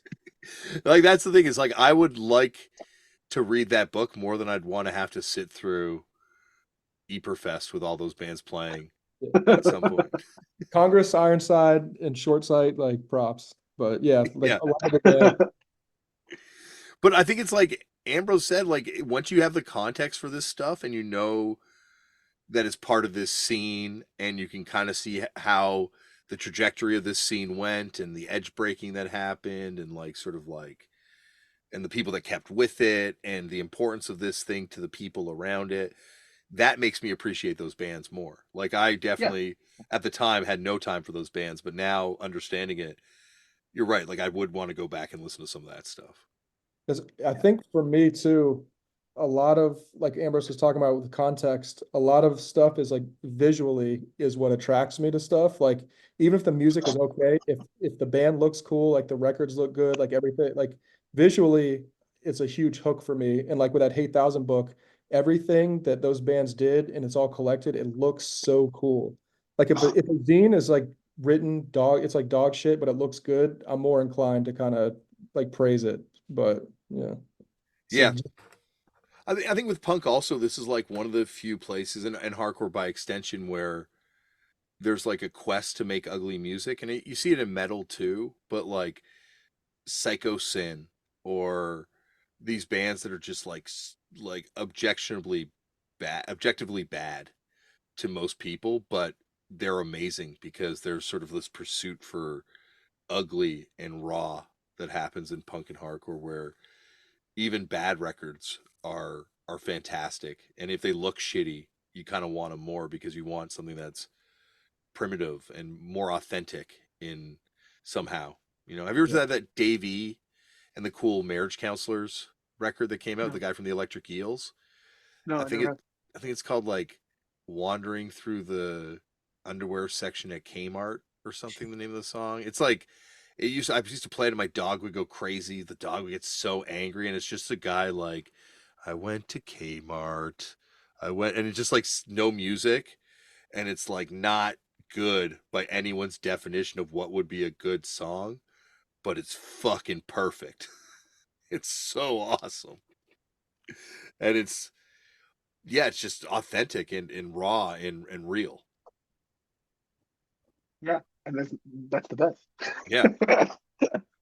Yeah, especially now, like when you're talking about like the time, like I remember at the time, apart from Fat Nuts, I didn't really like anything on Back to Basics. Like I was like, this label, it's just garbage. Like anything I'd buy on it, I'd be like, oh, this sucks. Or someone would give you some stuff on Back to Basics. But now I fucking love all of it. Like I'm like, oh my god, all the records I passed by or gave away on this label because removed from it a little bit now, I can appreciate that music for what it is, and I'm not mad at it for not sounding like Voorhees or Floor Punch or whatever I was into at the time. That it was not scratching that itch for me. Well, I also think too, I think like with like a lot of younger people, and honestly, this might even be we might even be a couple. I think we're in a new phase of this, but a couple years ago there was like kind of like a revitalizing of understanding crutch. There was also records on Back to Basics and stuff, but it's Yes. like, and when I was younger, or when I moved, I lived in Philadelphia. I moved there in 2008 and lived there till 2014. But it's like in 2008, living there, it's like you see like older guys kind of rocking the crutch PAHC type, like rocking the crutch stuff, and you're kind of like, oh, that's some old man music. Like I'm not gonna really rock with that. Even I might even heard it at the time, be like, cool, like heard the demo, be like, it's cool, whatever. But then you start to understand that world a little bit better or whatever, or like the time, or like have an interest in the era, and then you're like, you know what, this is actually kind of dope, and it changes the way the music sounds for you, which is what I think is like the best thing about art of any kind or whatever, is that like you can always like it's always your feelings on it are always kind of subject to change or subject to grow or whatever. And I love to accept more of it, and more context helps me accept more of it, which is also why I think like I like learning about stuff is fun. Like you learn about something and then you get this, you understand what it's like to be in Northeast Pennsylvania in 1998 a little more, and then the music from that era becomes a little better. You know what I mean? And that's Yeah. like kind of like a, or you see it through the eyes of someone who's younger who doesn't have the context of seeing like the scally capped guy in the Out to Win show, Out to Win shirt, like moshing super hard or whatever. You don't have that context, so the younger person's like, nah, that's dope. Like that's a cool swag, and you're like, you know what? That is kind of dope. Like I kind of miss that. You know what I mean? It gives you Yeah. new context or whatever. So that's That, cool. yeah, recent like the band Mouthpiece, obviously appreciated them since I've known them, but recent like 2 years ago, my friend was talking about, Mouthpiece is kind of like a funeral youth crew. He like compared Mouthpiece to the Peaceville Three, and how like they're really dark sounding. Every song and the lyrics are all depressive, and like every like the layouts are like black and white, Was that and Connor or CC? this was Cece's like theory, and it was kind Yes. of it Yeah. was kind of backed up by a few other people in this group chat, and it just made me look at Mouthpiece in a new light, and I was just like, oh my God, I like this band even more now. Just like thinking about how there was some song I can't remember. It's on the first 7 inch, maybe it's called Frame, but they were like, this is straight sounds like someone's being lowered into a grave, and it was just made me look at Mouthpiece all new. So yeah, it was really cool. It is true that hardcore of that era was really depressing. Like early 90s to the mid 90s, it was like Damnation. yeah, it was like that. It was like I remember going to Columbus Fest and it was like no one smiled and there was just like it was just very desexualized, very political and that's a good thing. I mean, the political aspect of it, but it was like it was just so different than where hardcore would go a few years later and kind of like that post-mental kind of world where hardcore became so like completely different. Like it just that like it felt like everyone was lamenting the death of 80s hardcore in the early part of the Well, 90s. I love the my favorite, not my favorite, but an era that it will always be like really super interesting to me or whatever. Maybe my favorite is like 89 to 91, like straight edge hardcore and others, you know what I mean? And like the stuff that was like bubbling in San Diego and stuff. Well, I guess it's an extension of it because I was listening to the Voice of Thousands comp recently or whatever, and it's like so funny because it's like kind of the world that like it's like, I guess Inside Out kind of spearheads it or whatever, but it's like this like kind of moody, it's like the like straight edge kid goes to college sort of vibe or whatever, but it's like still hardcore and also is a little grungy almost in sound. It's just a little darker. And that's like such a beautiful era to me because everyone was really serious. And I like that. Like that's kind of fun. Like I think I'm curious if Ambrose will publicly say that the 90s is the best era for hardcore. well, I don't know. So here's the thing. So I have this thing that haunts me a lot. So you make statements. I remember being in a friend's living room in like 2010 or 2011 and saying that 90s hardcore, like kind of like when I was younger, to be completely fair, when I was in high school, I was obsessed with most like a lot of things 90s, like 90s hardcore, whatever. And then obviously as like understanding 80s hardcore, which I always loved, but like getting more and more into it, especially in like the download era, like Blogspot, everything at my fingertips, I could like download everything. But then I had this moment where I was talking about it and I was kind of being like, no, 90s hardcore sucks, blah, blah, blah. And an older friend who was in the room was like, and his joke was that, I mean, he wasn't joking, but he was like, nah, the 90s were sick. I saw, he said he saw Nation Leaf and he was wearing Tim's. And I thought that was like kind of a cool like quote. And it made me in that moment, I was like, I snapped back or whatever. But the 90s hardcore, 90s, I wouldn't say are better sonically, maybe, but are way more interesting to me. Like infinitely more interesting. Like it's like the 90s and 2000s to me are like such it gets kind of boring once you get to the mid 2000s, but I think it's because I was there.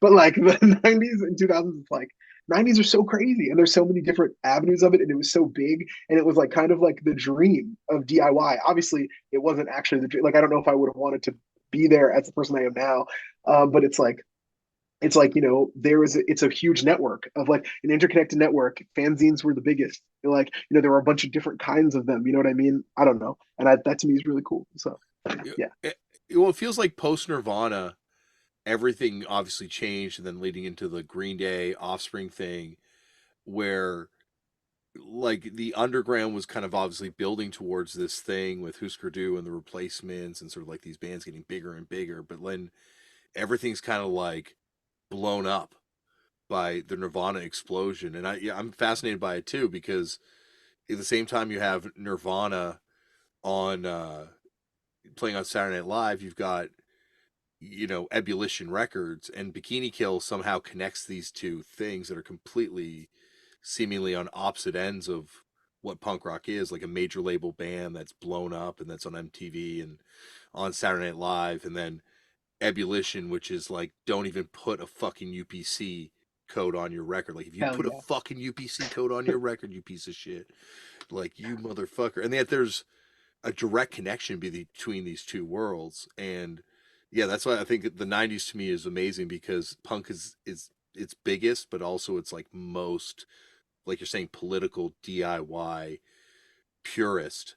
And they're so close. There's like a tightrope between the Yeah. two worlds at the same time. But yeah, it's I thought Well, fascinating. it's like I was gonna say well, pre-internet, you needed that Nirvana to break to make this like mainstream like channel for bands, and then all the other bands underneath of them, like they had something to resist against, and it just made it so potent and cool. And like yes. the DIY network was like at its height, and then once the internet hit, everything changed. But I think like you needed that Nirvana channel to exist for other bands to push back so hard.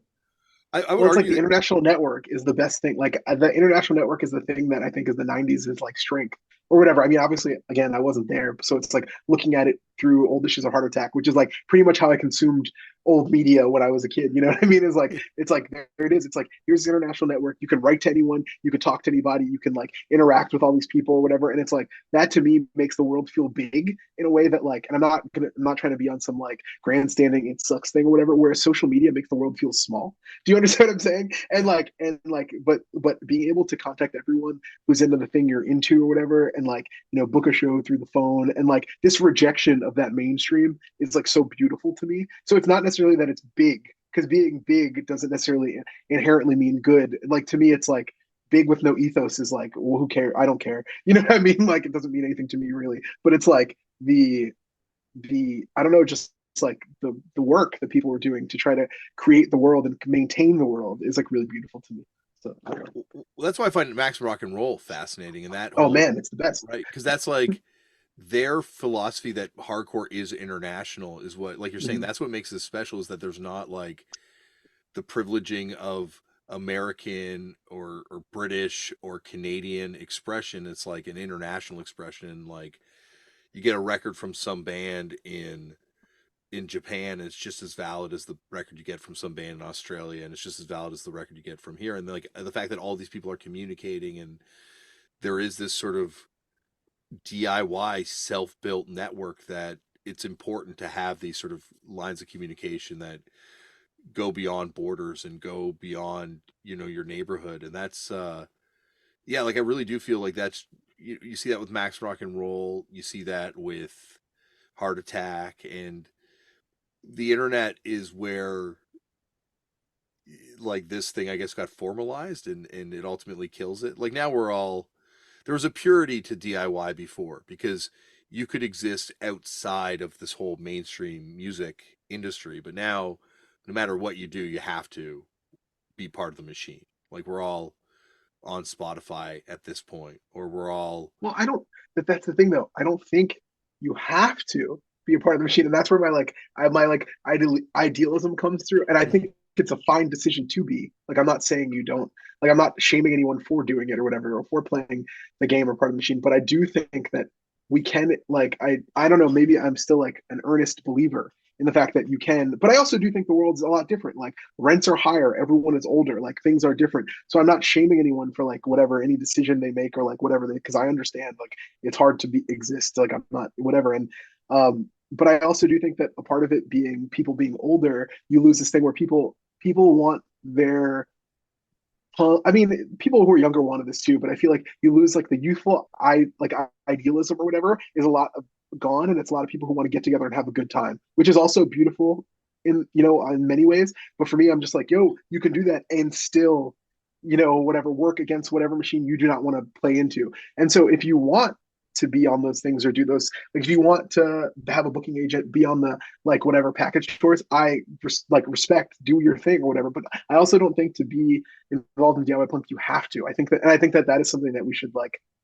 like I don't know, push a I, little harder. I don't know. I agree with you. Like you don't have to have a booking agent, you don't have to have even the label support, but I think just even the means of distribution, the means of sharing that Yeah. information is relies on Yeah, like Instagram. Yeah, like Instagram. Yeah, it's like exactly. Like yeah, yeah, 100%. Like it's like that. I agree with that. Yeah, yeah, for sure. and like I remember talking to Ian and being like, well, there could never be another Fugazi, and he was very adamant that there could be, and like if bands just did it this way, you could do it. It's like, but the game's changed. Like you're I, not I, even I was gonna say I would say I agree with Ian just in the aspect, and also I don't want to discount any kids like excitement that they would find in hardcore now. It's probably just as valid and as Mhm. pure as Yeah. any of us when we first found it. But the way hardcore is now, it's totally ripe for a band to come along. The right band's going to come along and push back against all of it, and it's going to catch on. Like it'll change eventually, and it'll be cool. So I think like another quote unquote Fugazi can exist, and I think it will exist. I just don't know how soon or how long it's going to take, but it's almost like the the the vibe of hardcore, the way bands operate now is so like saturated. It's going to be pushed back against in the right way eventually, and I'm excited. So I'm definitely excited, and I agree with you that there it's ripe to be pushed back upon. I just wonder if the world's changed so much that like the Kid, ecosystem, kids will find a way. Kids kids will will. find a way. 100%, I agree with that. Yeah. But I also think too, I think like I will I think I get a little disheartened a lot of times where like, okay, for instance, like, let's say a zine comes out or whatever, and I have to use Instagram to promote it or to like find out about a show. Or like, like I'm like whenever I book like booking a show or whatever, it's like I have to use Instagram as the main tool to post about it. And that's fine because that's like I mean, I don't love to use social media all the time, but that's a way to disseminate information. And if I think about it that way, it's like that's a way to disseminate information super fast. This is my modern version of like having a website. And there are some, so I do think that a band like that could exist again, like a band full of people who are like, and I don't want to say purists because I don't think I wouldn't describe Fugazi or a lot of the deal I think as inherently purist. I would that's a but I idealist. I would say that's a description of them. And I think that there's a world where you can still be that idealist and still exist. I do think there are some caveats, like obviously social media is a caveat that you have to make, and for some people with easy access, Spotify is a caveat that they make, and maybe that's something they're not opposed to, whatever. And like I don't like whatever. It's like I have both those things, but I was just like but I do think it's possible to do it in the to do a DIY hardcore band or punk band or a band in that vein, and like to have your world not be centered around those things, not to be centered. How about this? Not success or numbers or like whatever, not be the center of it, like to exist and to create and to do it. And I think people are trying, but I just think it's like, like John says, it's going to be it might just be small shifts, like aesthetically at first, or just like small like ethical shifts, but yeah. eventually the right combination will be found, and it might be something that we can't even predict, or we don't know how it's going to look. But It I might think look in a way we don't like, it might look like something we exactly don't like. it'll change, but like the landscape, people are going to get used to it, and then it's going to be pushed back upon, and the result is going to be cool. I don't know how long it's going to take, but it's exciting. That's kind of like an aspect of hardcore that really excites me. So Yeah, I think that is exciting about hardcore. I think the other thing that's exciting about hardcore is the fact that it is still, like you're saying, the rents are so much higher now, and being in a van costs so much more, but yet this is the most adaptable genre of music imaginable. Like kids will play in garbage dumps on broken gear if need be. Like they'll find a way, and I find the fact that it's still vibrant, and it's still, on one level something that's huge, and on another level something that's tiny that no one cares about. And I find that's like so comforting in this world that does feel scary and changing. well, that with how expensive cities are to live in, and rent and houses and housing everywhere, and gas and traveling and all that, and food, just everything is more expensive. It might like result in the actual dream where it gets more regional, and bands are like they play in their town a lot and form communities and kind of play benefits and like support causes that are happening like in their town and stuff. And it's kind of like super regional, where bands only tour every so often, so you see bands from out of town, just it's like a rare thing, instead of like every single band that exists is trying to tour and go to like all over. Make it more like a regional special thing. So I think that you're right. Like that's where it's going culturally. Like the idea of like micro celebrities. Like there's these TikTokers that have tens of millions of followers, but outside of that TikTok community that follows that person, no one knows who this. There's not like a universal celebrity. It's now like these micro celebrities, and you can totally see that happening with music. Like a return to sort of a regional thing, because yeah, international airfare is getting ridiculous. The idea of a band going to Euro tour might become a rarity again. Well, I yeah. think I think it's even happening though. Like I think like I get lost in these weird YouTube holes or whatever. And the other night I was texting John about one, so forgive me, where it's like these little kids who are in like these screamo bands or whatever, like, and they're all kind of different swags. Like they all dress different. One kid in an interview says that his favorite band is Born Against. The other one says his favorite band is it might be Pavement, but something on that level or whatever. And they're playing in these bands that are very like they would self-describe as scrams in a way that I would never understand that as like a self-described term or whatever. But they're playing these shows in the Wait, videos. what was There's all this? these kids Scrams? like you don't let's not talk about it, but it's just like it's like a screamo nickname, like joke, kind of like whatever weird thing from internet past that held on. But it's like they would self-describe themselves as that, or like bands that self-describe themselves as like Midwest emo or something, right? Yeah.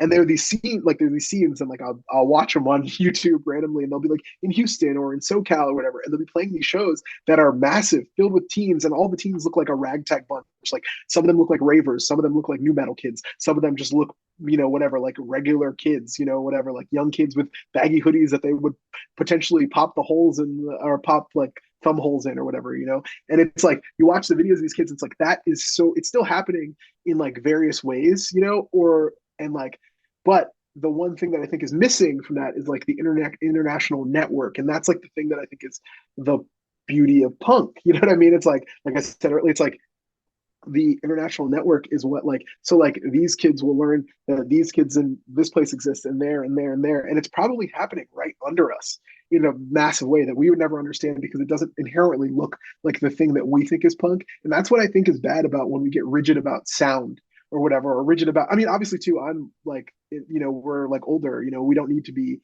there, you know what I mean? Like whatever, but it's like, that's when we get locked into sound. So like, if we hear something and it doesn't sound inherently like punk to us or whatever, it's still these kids punk. And I think that that's like the version of the thing that's, you know what I mean? It's like, think about how many people dismissed Fugazi or whatever per se, because it's like not that thing or whatever, and like, it's still, it's so somewhere there is an international network or a growing network, sorry, maybe not international, but a growing network of young people doing this thing, but it might not just look appealing to us. You know what I mean? With the intention of serving their communities and nothing else. With not mainstream aspirations, with not aspirations of making money or whatever, because you can, whatever. It's like they're just doing it. They're just doing it, going, making friends, creating bonds, and then like, in 20 years there'll be a podcast that is talking about them, and you know what I mean, and their friends will be, you know what I mean? It's like, Yeah. kind of like, Well, so, yeah. I find that with like the emo rap stuff, when Yeah. I found out about that whole scene and like the fact that it is kind of this pan global scene of these people interacting with each other, working with each other, and like Wiccaphase linking with Lil Peep and this other group of people that were doing it, and all these people that were kind of like going for the same sound that eventually made a scene that wasn't based on like a regional thing more than like just like an aesthetic musical vision. And yeah, it doesn't sound like my kind of punk, but at the same time it does feel that need for people in the same sort of way that punk filled for me. Yeah, no, it's like, it's cool. It's interesting. Yeah, it is fascinating, but I love that there is a continuation. And I think that, like we were talking about earlier with the Nirvana thing, you need these moments of like massive popularity. Like I'm excited to see Turnstile hopefully get bigger, and then like what that begets in people rejecting their sound and people like being inspired by their sound and getting involved in it. Like, I think there's a tendency to be like, oh God, that band got popular, like fuck them. But without bands getting popular, we're not going to draw more kids in, and there's not going to be another generation of kids coming in to discover this stuff. So you need bands to get popular. You need bands to cross over to kind of blow it up a little bit and to bring in that next wave. What's weird though is I don't know if I think that people are inherently like, I think that criticism or whatever, like that pushback of the previous generations or whatever, of like the sellout, call out or whatever, is not even like in modern lexicon for a lot of people, or it doesn't extend beyond a comment section. You know what I mean? Like I think that people are really driven, which is something that I think is really cool. And I look, whatever, or I mean, not, I don't think it's cool that people are commenting like hater ass things. I would rather them cultivate those into like creating something for sure. But I also do think it's like the way that people seem to be navigating is like it almost seems like unconcerned with the bigger thing. Do you know what I mean? Like people create, like when people do create, or when younger people seem to create, obviously I'm not a younger person, so I don't know what's on the ground floor, but they seem to create, it doesn't seem to be in rejection as much.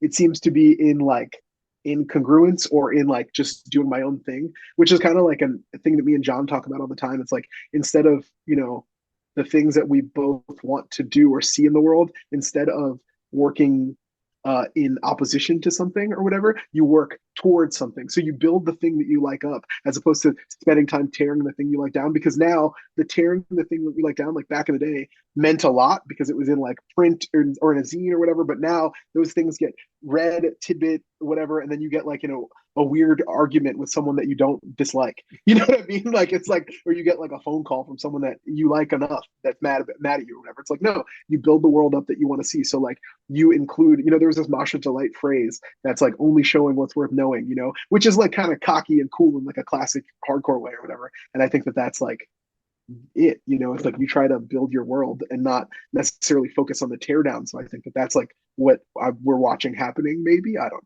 know.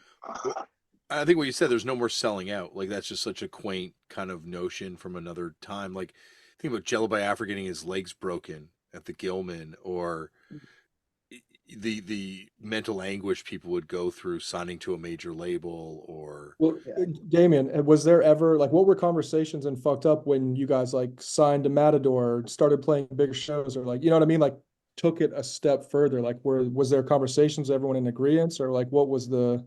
Yeah, I think for us it was, the studying it, like unless you're going to be out cold and kind of like stick to what you're doing the whole way through with like a religious adherence, your sound's going to inevitably change, and that's kind of started to happen. Like I remember like the we did Year of the Pig, and Martine uh wrote like this like scathing review in MRR, like some of the meanest shit I've ever read about something I've been Wow. involved in, questioning our motives for the record, a lot of like, I'm sure for him valid criticisms of that record. And by that we weren't on Matador yet. We were just like, wow, all we did was make a record that sonically was different. And that same week, NME wrote about the record and gave it a really good review.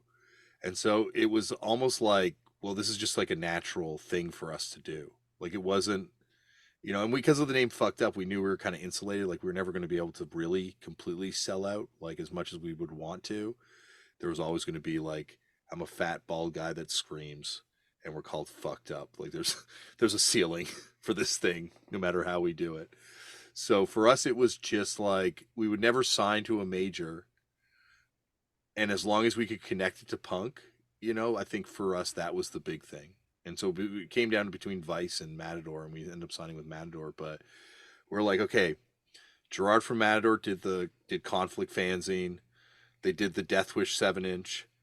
They've reissued La Peste records. Like we can make this rationalization of punk. And then eventually I found out that like Pavement came out of a punk band, and like Yola Tango were all like kind of in, punk related adjacent bands or people and stuff. So, it made a lot more sense once we were on the label. But for us, it was just like, it felt like it was naturally just kind of going there. I think we also lucked out where the time we became a band that was getting written about in magazines, a lot of the people that were in these magazines were hardcore kids or kids that came out of hardcore. Like Yeah, a lot of the people at Vice at that time were people that had played in hardcore bands, or someone that was writing in a newspaper, or someone we knew would get a job at the Guardian and would be like, yo, the Guardian says if I can write an article about you guys, I can put in the paper. And then all of a sudden we'd be in the Guardian newspaper somehow. So it feels like we were just like at the right time for that's it. also an interesting aspect I never thought about, where like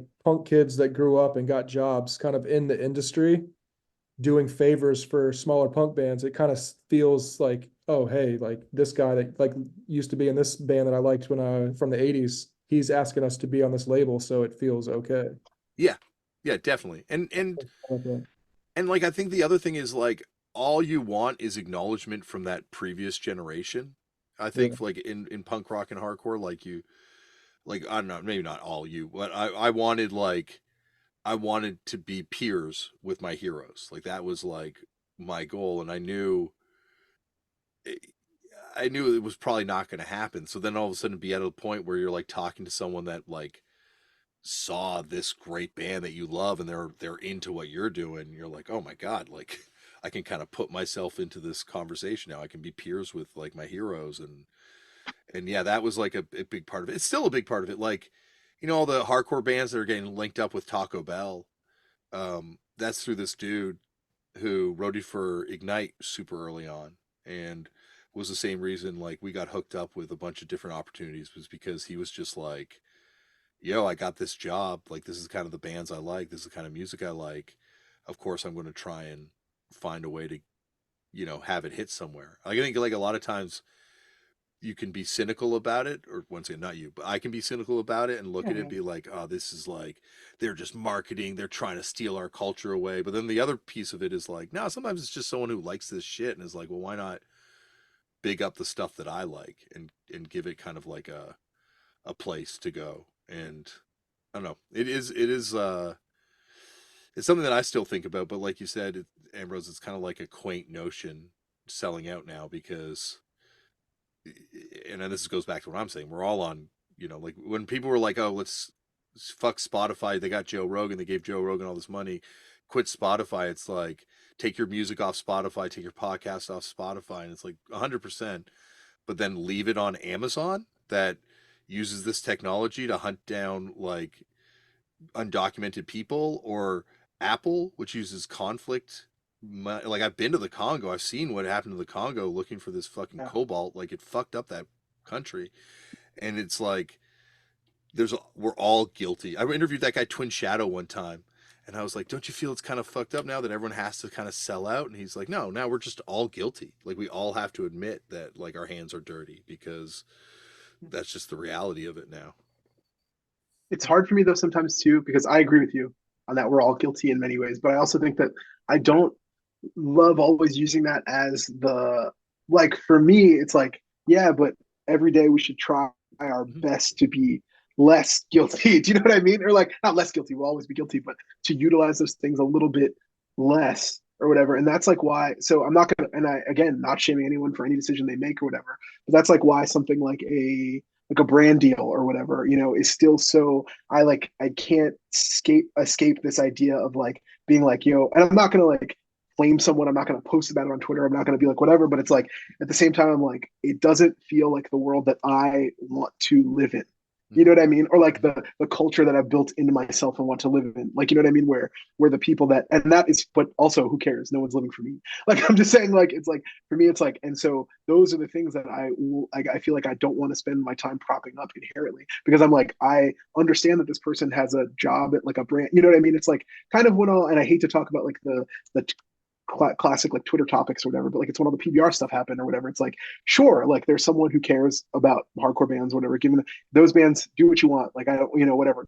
No shaming. I mean, not my thing, but do what you want or whatever. But at the same time, I'm like, we should still be cynical of those things. And I don't inherently think that it's the same as like I don't want to be writing about it in a zine with intense pushback or whatever, because I'm also like, you live, you do your own thing. But I just want to uproot the things that are in the vision of the world that I want to see. You know what I mean? And that's what I think is like the important part or whatever. It's like I don't think that stuff's cool, but I respect anyone's ability to do whatever they want. And I want to build up this world that I think is cool. You know what I mean? And I want to like show that this is also another option. I mean, I don't play in bands, so that's kind of hard. But it's like I want to like, triumph other people or whatever, like or not triumph, big up other people who are doing that thing.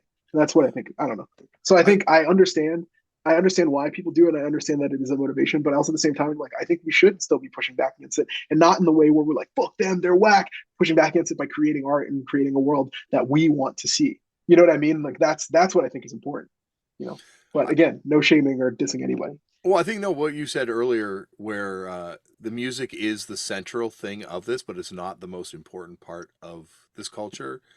In the way that like bands will let you down 100% of the time over a long enough period of time. Every band will let you down, and that's just the reality of having an artistic project that's made by five or four or three different people that they're not going to be able to adhere to the vision the whole way through. Maybe Gauze might be the one exception to that, but like otherwise they're going to find a way to like not not live up to the expectations that we have for these bands because once again I'm using the royal we when I say that, but we but we can make this culture more important than these bands. Like straight edge as a culture transcended any person that ever talked about straight edge. And as much as like I'm sure Ian would disagree with me, it's like transcended him. Like there's kids that are straight edge now that have never heard a Minor Threat song in their lives and have no idea because they learned about it from CM Punk. Like it's just they've learned about it from something that's completely, well, not completely detached, but that's like removed from the original inspiration. And it's like a culture that's so much larger. And I think that's like your hope, right? Like that eventually the thing you make transcends you and becomes more important than just you and your version of it, that it becomes an idea that takes shape and life of its own, which happens a lot in punk. Riot Girl is another example of something that people came up with this concept, but now the thing that is Riot Girl has kind of transcended their original vision, I'm sure, if there wasn't even an original vision, to become something much larger unto itself, like removed from the bands that came up with it. Huh. I didn't know that when I was listening to your episode, I think the Allison Wolf episode, it's where I found out about Calvin Johnson, his parents living in both places. And I thought that was like a really cool kind of like tie in to the K Discord thing, which I had never known before, which is just like a fun anecdote because I also always thought Allison Wolf was from here, which Yeah. I because I mean when I was younger I used to see her around and like I saw her band with Gene's sister Party Line around like I mean I saw them a lot or whatever. So for me I was like oh, and then finding out that it's she wasn't, and this connection kind of stems from him kind of living in two places. Other things too, obviously like Molly Newman I think went to school up there and she's from here and stuff like that. But it's just like weird and cool. Yeah, but Um, there's like a bunch of those kind of links that I think are awesome, yeah, like that between the two places, and like yeah, like Bratmobile does feel like a DC Olympia band, I guess because it is. But like I always associate them with like Nation of Ulysses and like that kind of yeah, like era of DC hardcore, yeah, 100%. Yeah. which growing up, were you guys into like all the Discord stuff as much, like, or is that kind of like a separate, like obviously at different generations, but it feels like that to me from an outsider perspective always feels like kind of a separate thing from hardcore after a certain point. It, for me, obviously the youth crew stuff hit me hardest, like with it, like hardcore realm. Like I got into Dead Kennedys, Misfits, all the usual stuff. Then once I discovered Rev, that was like the DC stuff was cool, like the Faith, Minor Threat, always loved Fugazi. But yeah, the DC stuff I kind of got. It was a later thing, like you're saying, like really, really dug into it and got into it. And maybe that was because I wasn't from the city. Like Ambrose, I know Ambrose is like overwhelmed by Fugazi. It's like, yeah, I've seen too many people into Fugazi. Like I grew up, you know what I mean? So Yeah. Dude, when I was younger, actually, I don't want to, I never want to tell father Ian this, but when I was a kid, I didn't when I was like when I was like in my teens, I didn't like Fugazi because everyone else around me was like, and it actually took moving away, and like I was moved away and listened to Repeater in my car and repeat, and I was like, fuck, this is the best band ever. But when I was a kid, and I never saw them, which also probably adds to it. But when I was a kid, they were like worshipped by all the older people of all, or not all, but of most subcultures of punk or whatever happening in DC at the time. So I was kind of like, okay, old person telling me a Fugazi story again or whatever. But then I got older and understood it. But when I was younger, I remember I'm from Gaithersburg, Maryland, which is like, 30 to 40 minutes outside the city. So it's like, and I remember when I was younger, I'd go to the mall and go to FYE and hold the Discord box set and just sit there and look at it and being like, one day I will be able to afford this. It was like $20. Yeah. But I was like, one day I'll be able to put my money to afford this because also too at the time, it's like there was like that kind of resurgence of Discord happening, like the like Black Eyes and Q&IU, which is very different than the stuff that happened earlier on. But like I said earlier, I understood it as one lineage, you know what I mean? Which it is, which is a direct lineage. But Mm-hmm. but it's not sonically similar, you know what I mean? Whereas there are bands more sonically similar happening at the time, and the bands that were more sonically similar happening at the time didn't care about that stuff.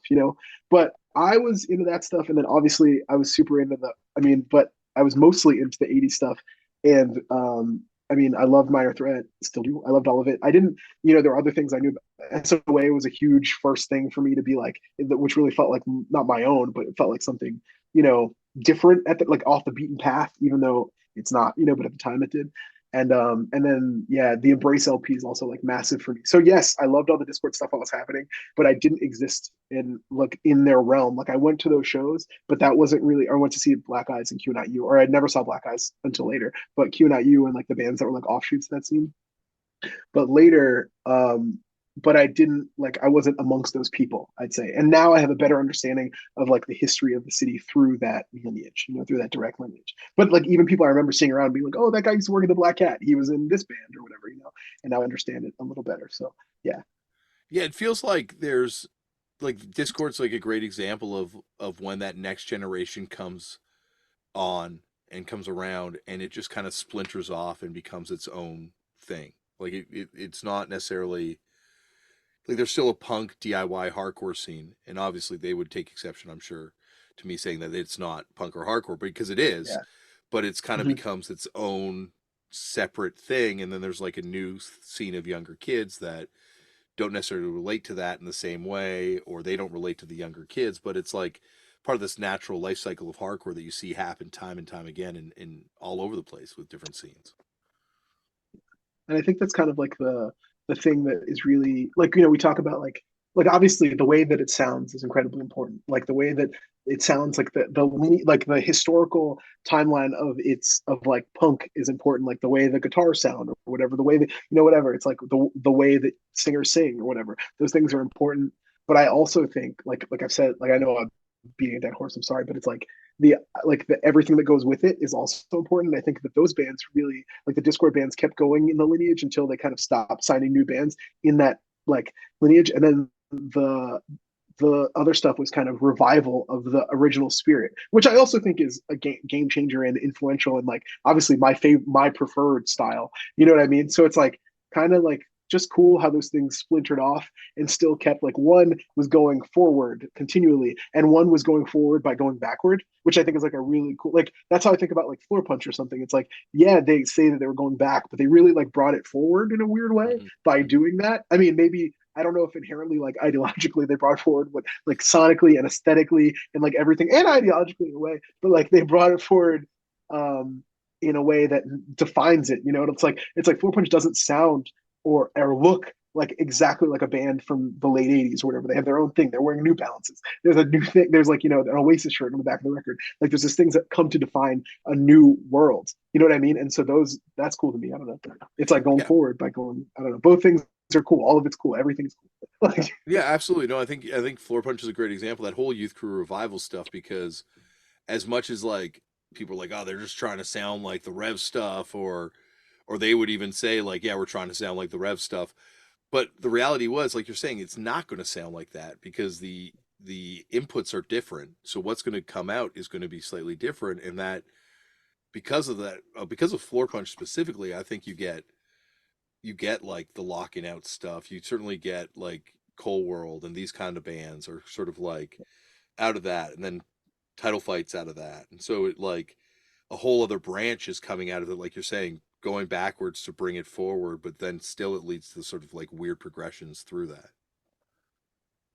That's yeah. the And it's just, I don't know. a question I've posed this to Ambrose a ton is like what's more important for a band?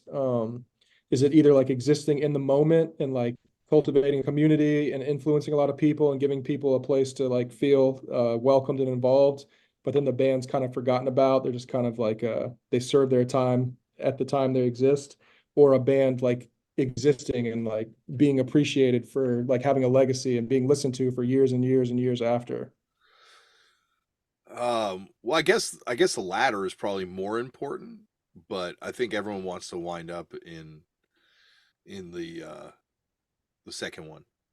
You know, like I think everyone wants to be that band that eventually gets understood and appreciated, and like we just weren't made for these times, and eventually people will understand what we're doing and come to it. Cold World's a great example of that. Like Cold World at the time was like maligned by like people that when they were Not coming by out. me, not by me, brother. Same.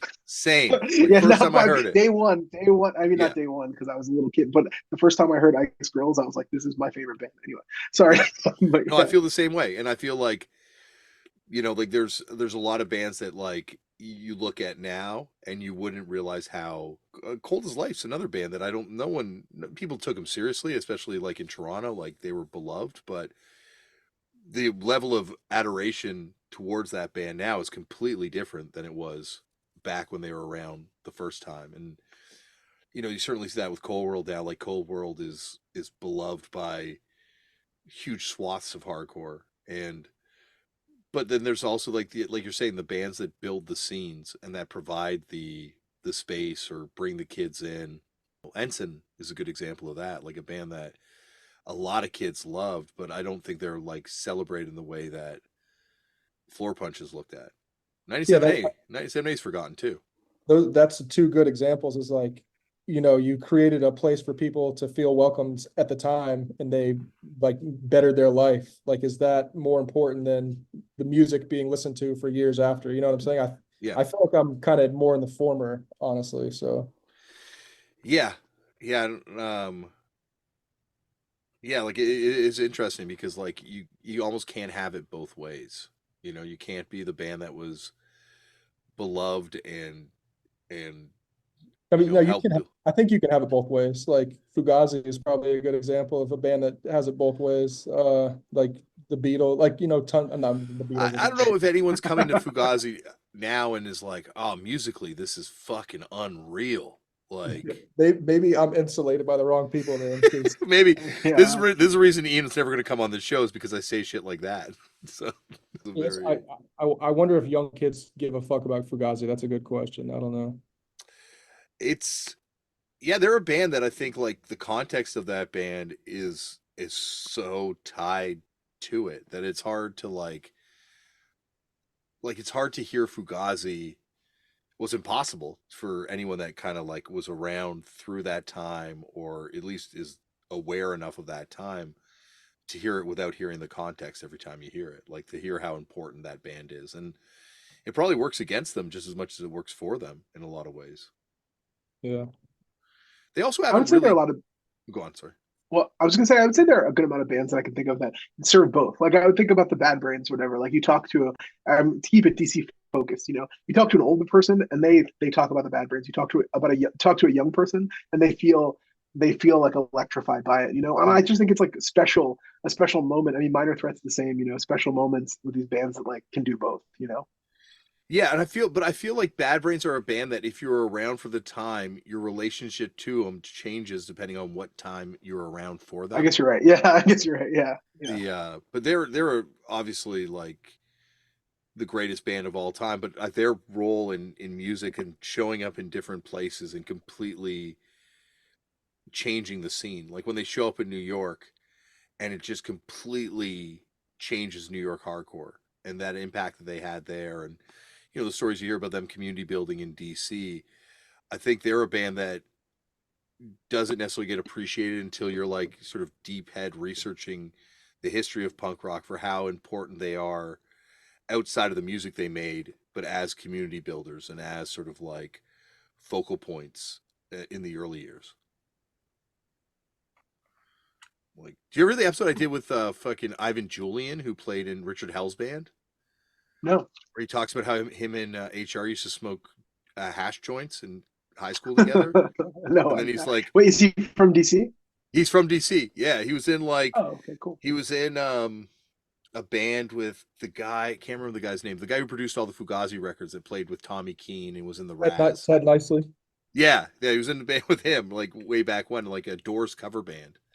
And then he moves to New York and joins Richard Hell and the Voidoids, and he's like walking down the Bowery one day and hears like this band coming out of CB's and like goes in and he's like, "Oh my god, it's the guy who used to smoke joints with in high school." It's the Bad Brains playing a matinee. So everything DC's like a wild place, like John Spencer's from DC or like Royal Trucks are from DC. There's just like so much Yeah. stuff Was it outside of like the your celebrating. interview? Was it your interview with, oh my God, Royal Truck's woman's name? Jennifer. What's her name? Thank you. Loretta, Was it your Loretta. interview where she talks about how her boyfriend died and Ian spoke at the funeral? I think so, yeah. Yeah, I always thought that was like a really like because I was always wondering, I was never really like into super into Royal Trucks or Pussy Galore or like any of the bands of that scene or whatever. But I always thought it was interesting that they were like from here. Obviously, Mm-hmm. that was like the draw. And I think I was always thought it was interesting too that their label is called Drag City, and I wonder how much of that was like a diss on DC. But I don't know. I mean, the label they were on. I don't know the history of the guys who run the label. Mm. But I always wondered if that was like a part of it too, because they seem to be like haters of being from here or whatever, or like haters of here. I don't know about being from here, but just like haters of the area. So Well, there's that first Pussy Galore sound where they like don't they say like "fuck Ian" on the yeah, back, right? Is yeah. it Hmm. Drag City is John Spencer? That's his label, or he had something to do with it, right? I don't think I he don't. had something He's to do on with it, I it. think. Yeah, Yeah, but I don't think he ran it. no, I don't think he ran it. I forget the guy's name who ran it, still runs Yeah, it. they're Chicago guys too, but I'm just like Yeah, so curious. I was Oh, always okay. curious, being like, does this have something to do because they put out all the bands of that, you know what I mean, of that scene? And I mean, it could just be like a thing that they thought was a cool name because maybe they exchanged letters with John Spencer and he was like, yeah, whatever. yeah. Like, I don't know, but I anyway, was. I just like fan fiction. I always wanted to meet Dave Markey from Guar and Death Piggy. I only met him in character one time, and so I never got to like actually talk to him about it. But he had a massive hate on. I remember in the American Hardcore, I think he talks about it for like DC Hardcore, and I guess the Georgetown contingent, for lack of a better term for it, but like the inner circle. Like I remember him being quite scathing talking about him. I never spoke to him about it, but yeah, it would be interesting, like you were saying earlier, like to be in this scene at the time when it was happening. Where would you fall? Like, would you be more for the Pussy Galore Death Piggy side of things, or are you part of the DC Oh, I'm Discord definitely kind on of work? Team Discord all the way, baby. I'm a rigid idealist, you know. It's like that's the lane. uh, yeah, but I'm fascinated to kind of think. I would, I would hope I would be into like all of it, but I know I probably would definitely have picked sides. I guess it depends what stage of my life I was. Earlier on, 100% Discord, but now that I smoke weed, I don't know. I'm probably at an obsessed show. So are they. It's okay. So were they. That's true. There was. Yeah. I think that's the thing is like the early waves of these people kind of interacted with each other and crossed over a lot more. I think it's as it gets on and it's the next generation of kids that kind of get into these music that put up these kind of walls between the scenes a little bit more. But I mean, I think that Yeah. is about DC historically. Everyone from here, in my perspective, like they really support the local scene. Like people are really into DC and supporting DC, and that's really fucking cool. Like Yeah. it seemed to be from day one. It's been like that. Yeah. Like that's the thing about Discord that I always say. It's like amazing to like make music and know that what you're doing is important. So you have to document everything. And it's like you got to make sure that these bands get their records out and you got to like but to have that kind of faith in your scene and your music and your culture that you're producing is just it's super inspiring. I also think how much of it, how much of that is, I think, and this might be like some cockamamie idea or whatever, but I think scenes kind of function in similar ways as when they start. You know what I mean? Like DC hardcore, like the if you are into it, you will look back, or if you're from the area or whatever, and you're interested in the history of your worlds, no matter where you're from, you'll look back in that world. Like obviously, there's a lot of Toronto stuff that you're like obsessed with or whatever, and your ideas or the way that you create music or whatever will somewhat follow in a loose version of that lineage in a weird way or whatever. So it's also like I wonder how much of that is that. It's like we look at that and like Discord and everything was all about putting BC on the map or whatever. It was about being this. You don't have to move to New York. You don't have to be like these people. You can reject the things that these people do. You don't have to think it's cool. You can be yourself. You can stand on your own. And I think a lot of ways the city still functions that way. Obviously, there are things that don't function that way or whatever. Like and that's whatever people doing their thing in their own way. But I think the core root, or maybe just the people that I'm around, really follow in that lineage, even if we're not conscious of completely following that lineage, we're like, no, this is cool in the way that they thought was cool. You know what I mean? Like in the way, not to live up to their standard either, too, not to live up to someone else's expectations for you, but it just permeates, it just lives in your heart a little bit.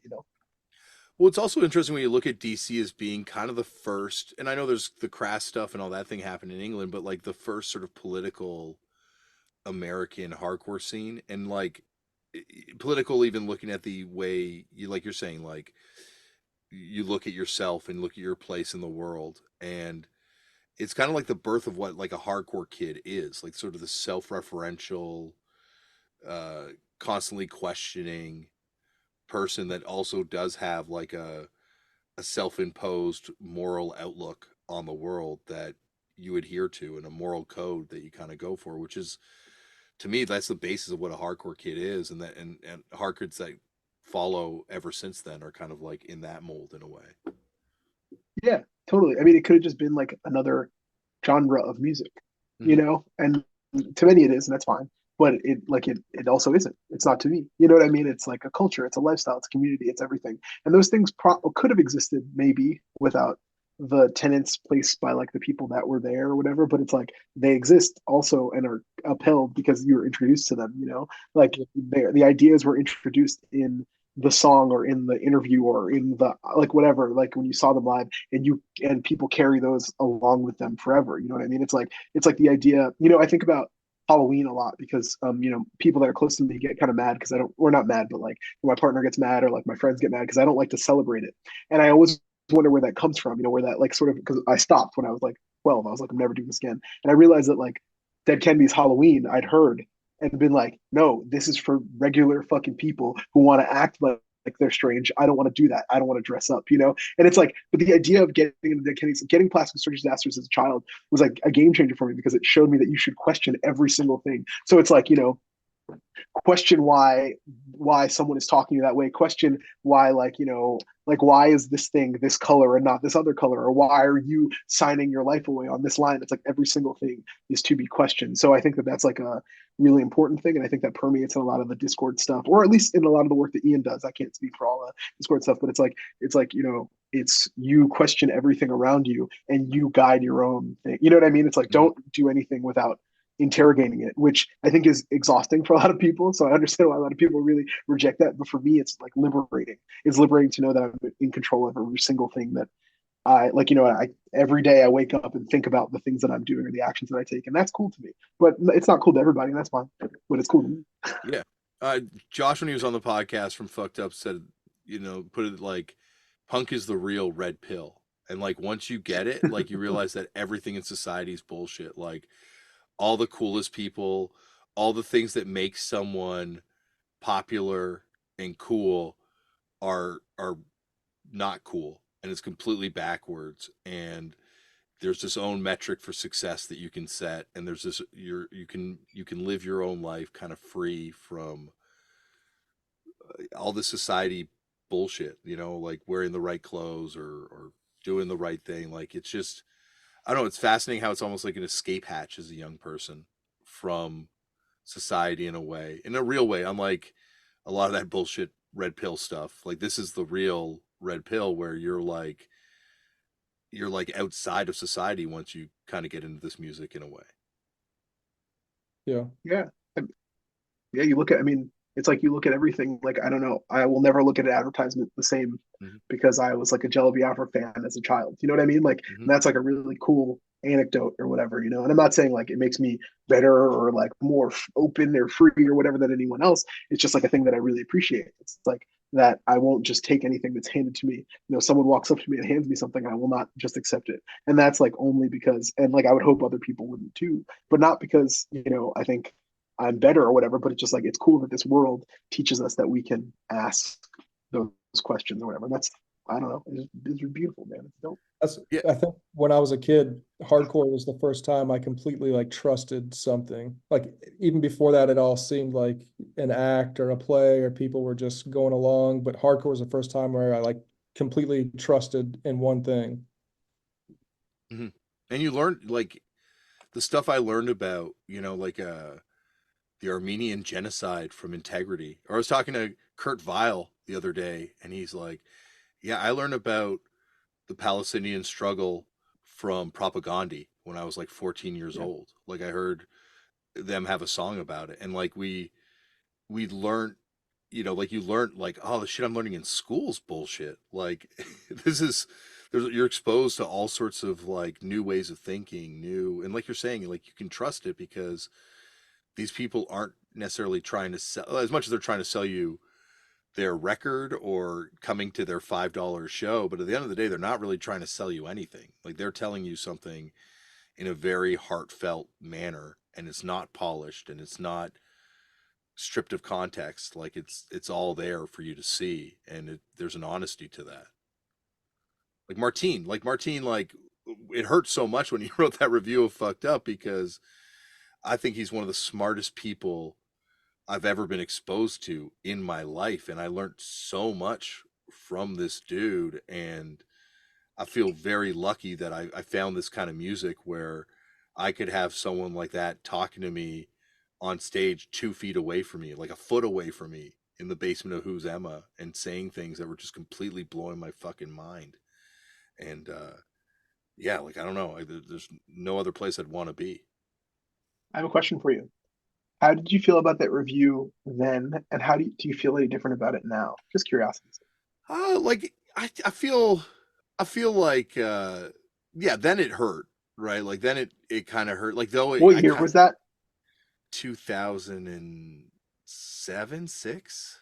Because I'd say that was the changeover year. I mean, I wasn't in your Yeah, band, but I saw you many times in 2007, and I remember that. I feel like that was like the year where it was like, you know, yeah, over into the yeah, indie rock world a little more. yeah, and that definitely kind of happened. But it felt like, I think because we had studied it so much and watched it happen, that like there was a natural life cycle that was going to happen to you in the Maximum Rock and Roll buzz band kind of thing where you're eventually going to like wear out your welcome, and it might not even be by design. Like I think for us, we were just writing these records and we were kind of like going this way with what we were doing, and it sort of just yeah, like it at the time it hurt me, but it felt like it was coming. And I think now, like I think all of it's awesome. Like Hmm. yeah, like I think everyone did their job there. Like fucked up, Yeah. sold out musically. We got called out for it by Max Rock and Roll, and you know it led to whatever it led to, and that's kind of awesome. And that's like yeah, that's the way it should work. That's the way the ecosystem was functioning properly then. And yeah, and also like on another level, like I got shit talked by Martine and Max Rock and Roll, and one time Paul Bearer shit talked fucked up on stage at This Is Hardcore, and I'm like, the fact that I'm even on these people's radar would have blown my fucking mind at 16 years old. Like that's so fucking sick. That's all I wanted. You You know, made it. I Yeah, made it's your it. arrival. Yeah. Yeah. You know? This has been awesome. And anytime you guys want to come back on this show, please. I feel like all the work you guys do in your various projects is just so inspiring to me, and exactly what, you know, I kind of feel like a real spiritual connection with you guys. So anytime you want to come here and watch my stone ass mumble about punk, you know, you're always welcome. Thank you for having us. Yeah, yeah.